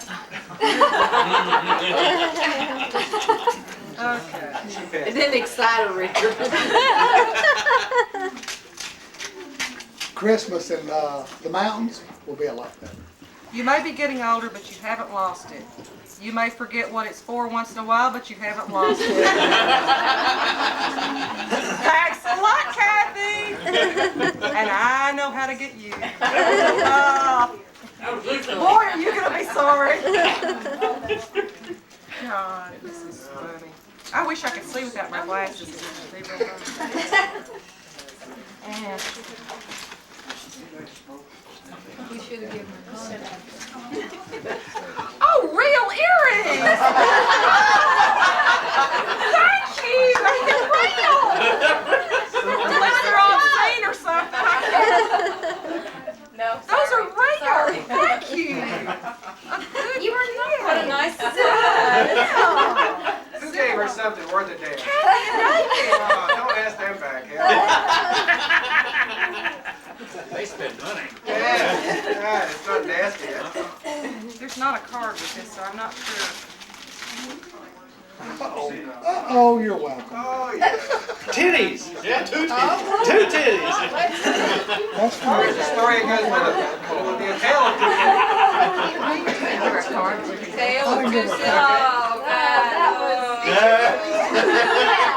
I thought it was. It says a terrible thing happened last night. Nothing. I love it. Sounds normal. It used to be wine, women, and song. Now it's beer, the old lady, and TV. That's isn't her. That's cute. You're so wonderful to me. Joe Ray, do we have you to thank for that? Hey, those are mild. I'm glad. After everybody leaves, we'll open up the good. Nobody will leave now. Oh, Sonny!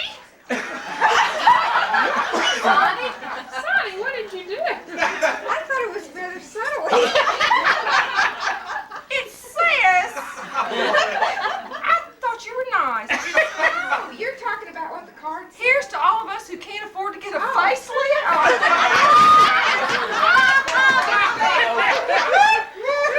What's the rest of it? That's it. We'll take a collection after a while. There's a note in there with it. Oh, the note says. But that's what was subtle. 'Cause Oh, I she thought your tried mo- to write an ode. Okay. No, I didn't. I thought your mother was going to be here. Oh. You can read one or the other. As we get older and our nest empty, we have more time to polish one another's jewelry. It doesn't rhyme. She didn't get it. Jewels, Diane. Get out, come on, Diane. Come on, Diane. Is it dirty like Yeah. Is it like you mean jewels? Family jewel. Have explaining her Joe already. Honey, you're gonna love this. Oh, yeah. You're gonna love. Is this what your polished jewelry was? You're going to love it. Sandpaper. Is there a rough side and a smooth side? But it's lubricated sand. Who needs that? Not me. And I don't even take those funny pills.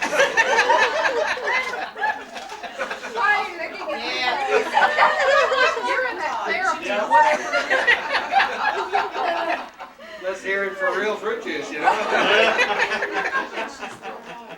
Hey, yeah, right, that's right. I thought your mother was going to.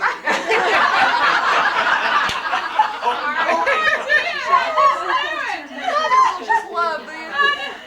It was so sedate. Remember back when we both thought we'd never grow old? Well, now that you're there, what's it like? Mother would approve. Where is what's his Sound like a name? Sally card. I know, I tried. It was so hard.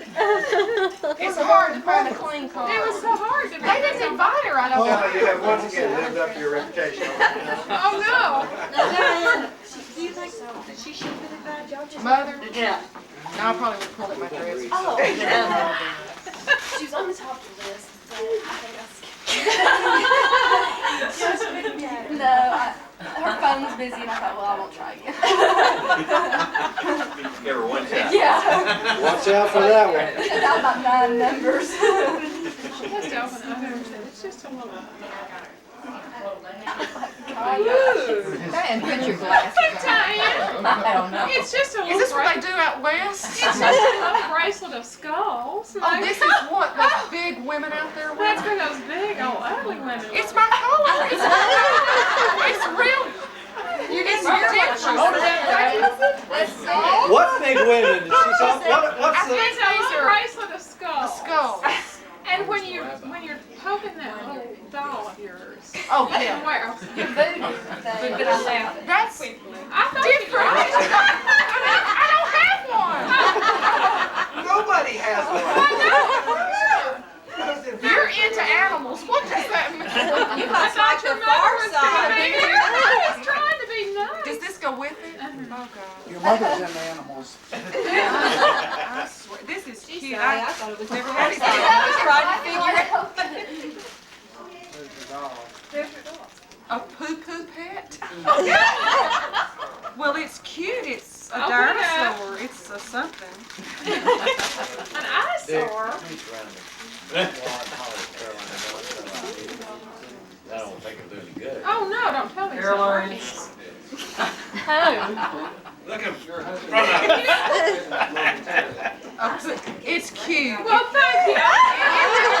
I'll put that on my desk. It's all this is for your. It looks like everybody that works at our. I That really is cute. It's for your office when you get mad and keep saying dirty words. You squeeze it. It's cute. I I like knew it. you'd like it. I thought your mother would like it. If only I'd known. What does that do? It's a poo-poo pet. It's a poo-poo pet. But it's cute. And it's only. It surprises you what it does. Oh, darn it. As ugly as it is, I can go to your back. Coco That's from won't Pat and Son. It's a Cabbage Patch. It says it's a Mr. Cabbage Patch. A lady needs a Mr. Cabbage Patch.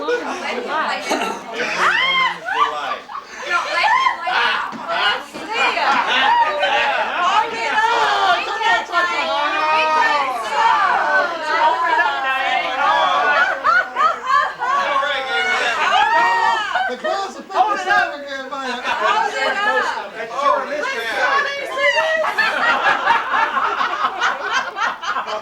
She's never seen anything like that. That looks like the real thing. It's very small, right? Hey, she's licking her lips over there. Is that in the class of 57? That's in the class of 57. Mine's not. That's I really wanted You won't recognize. to be a virgin. Happy birthday. God, I love it. No, a virgin is an ugly third grader, isn't it? What is a virgin? An ugly third grader. Oh. Oh, bless her real gift. God, that's wonderful. But you didn't read the notice out of it. The card. Is that from CJ? Molly, that is fantastic. Is that from CJ Diane? No, this is from Lolly. You're so sweet. You want that one? It says, Diane, I've learned a lot about our business real fast. Would you please name me beneficiary of your listings? You can have it. That is wonderful. Golly, I'm scared up with something. Did you see my bracelet? It's beautiful. Don't you think it looks good on one? Therapy in a can. That's for, Diane, that's for when Dick buys another car. Oh, is this it? Another card by express mail, Diane. You blow it up and you beat Oh, and you hit it? Oh, I really appreciate that because I figure he'll buy it from Chuck. Oh, that's She might come to you blow this up and you hit it. Oh, here, I'll blow it up. Right. That is Put wonderful. that with Mr. Cabbage Patch. Yeah.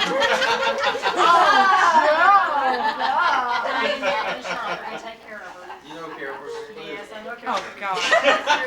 Happy birthday from both of us. To celebrate your birthday, we thought a nice dinner out would be appropriate. The food was wonderful. You would have loved it. That is wonderful. Express mail, $15. Am I gonna? Oh, Lord.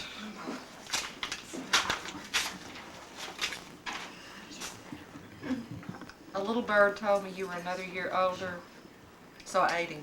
Richard. Oh, honey, I'm going shopping. Have you got any more of these little cards? Hey, Barbara, we were kidding earlier. But guess where we're Oh, going? you stay home while I play golf tomorrow.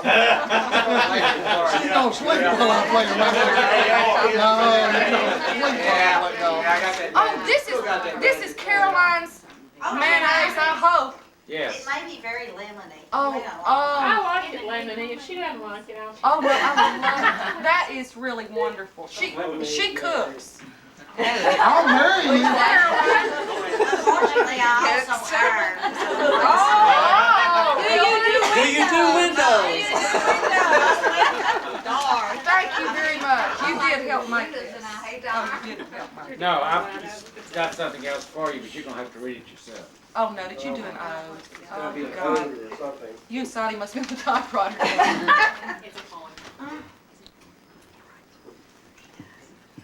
Don't you want to read this to No, you read it yourself.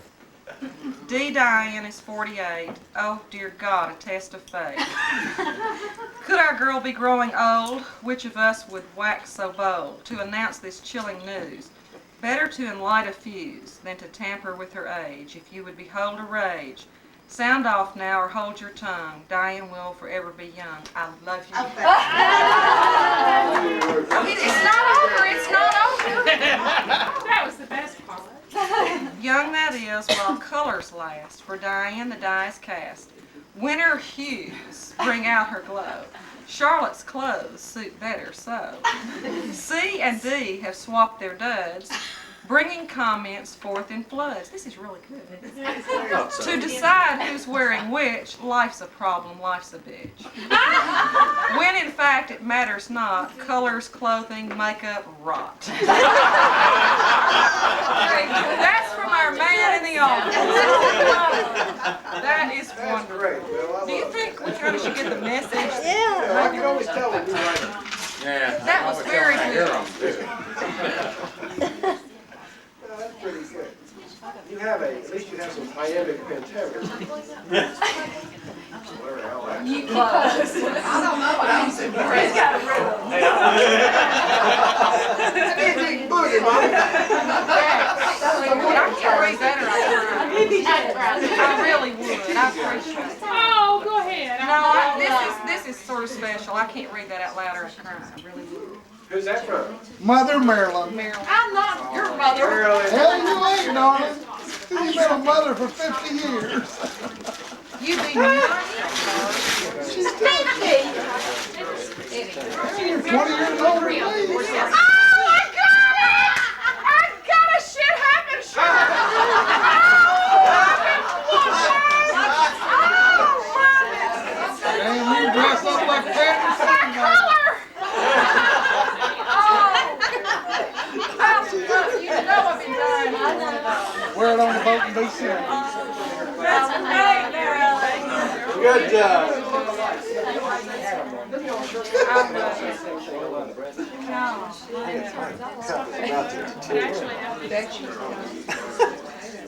That's part of the car. I know this. Yeah, I think that's part of it. No, that's not. Okay, my contacts are fogging up. That's all right. Everybody. Yours too, my glasses are. What's her name? I can't remember what your name was when I was Bo. Inotro. Oh my God. Oh, God. Oh God. Bro.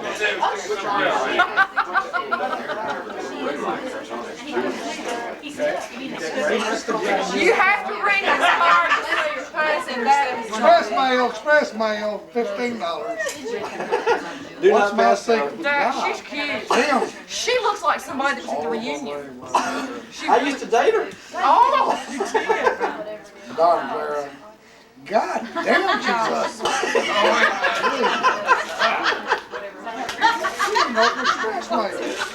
Well, I was into this. Diane, that's another one. The card. Yeah. Oh, okay. That's sweet. No, they're sweet. It's serious. Serious. Acha. Ooh. How, Oh, what she was saying. I didn't figure it out. listen. That makes him, what, Read it. That's silly up Read the mother. Everybody's talking about hot flashes, and I don't understand it. Mom. It says another birthday, and you still have that youth. Class of 57. Oh, that's cute. I'm not getting older, I'm getting better. You always lose. You threw 9 of them away in the goddamn lake. I do. I get near water and I go crazy. What are these? Is this class of 57? Good one, child.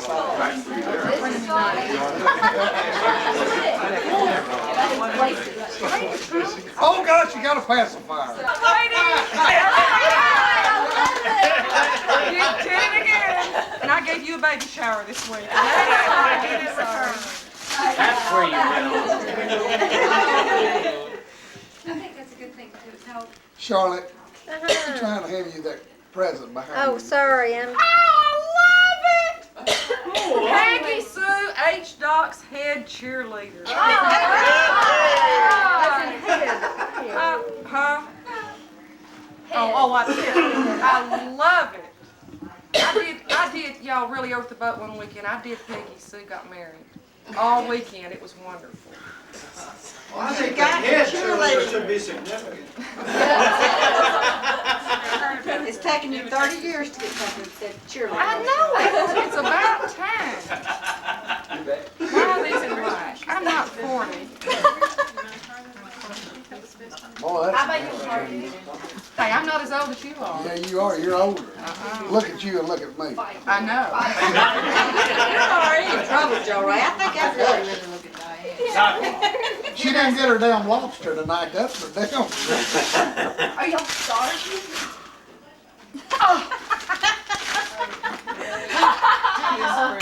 You know who that's from.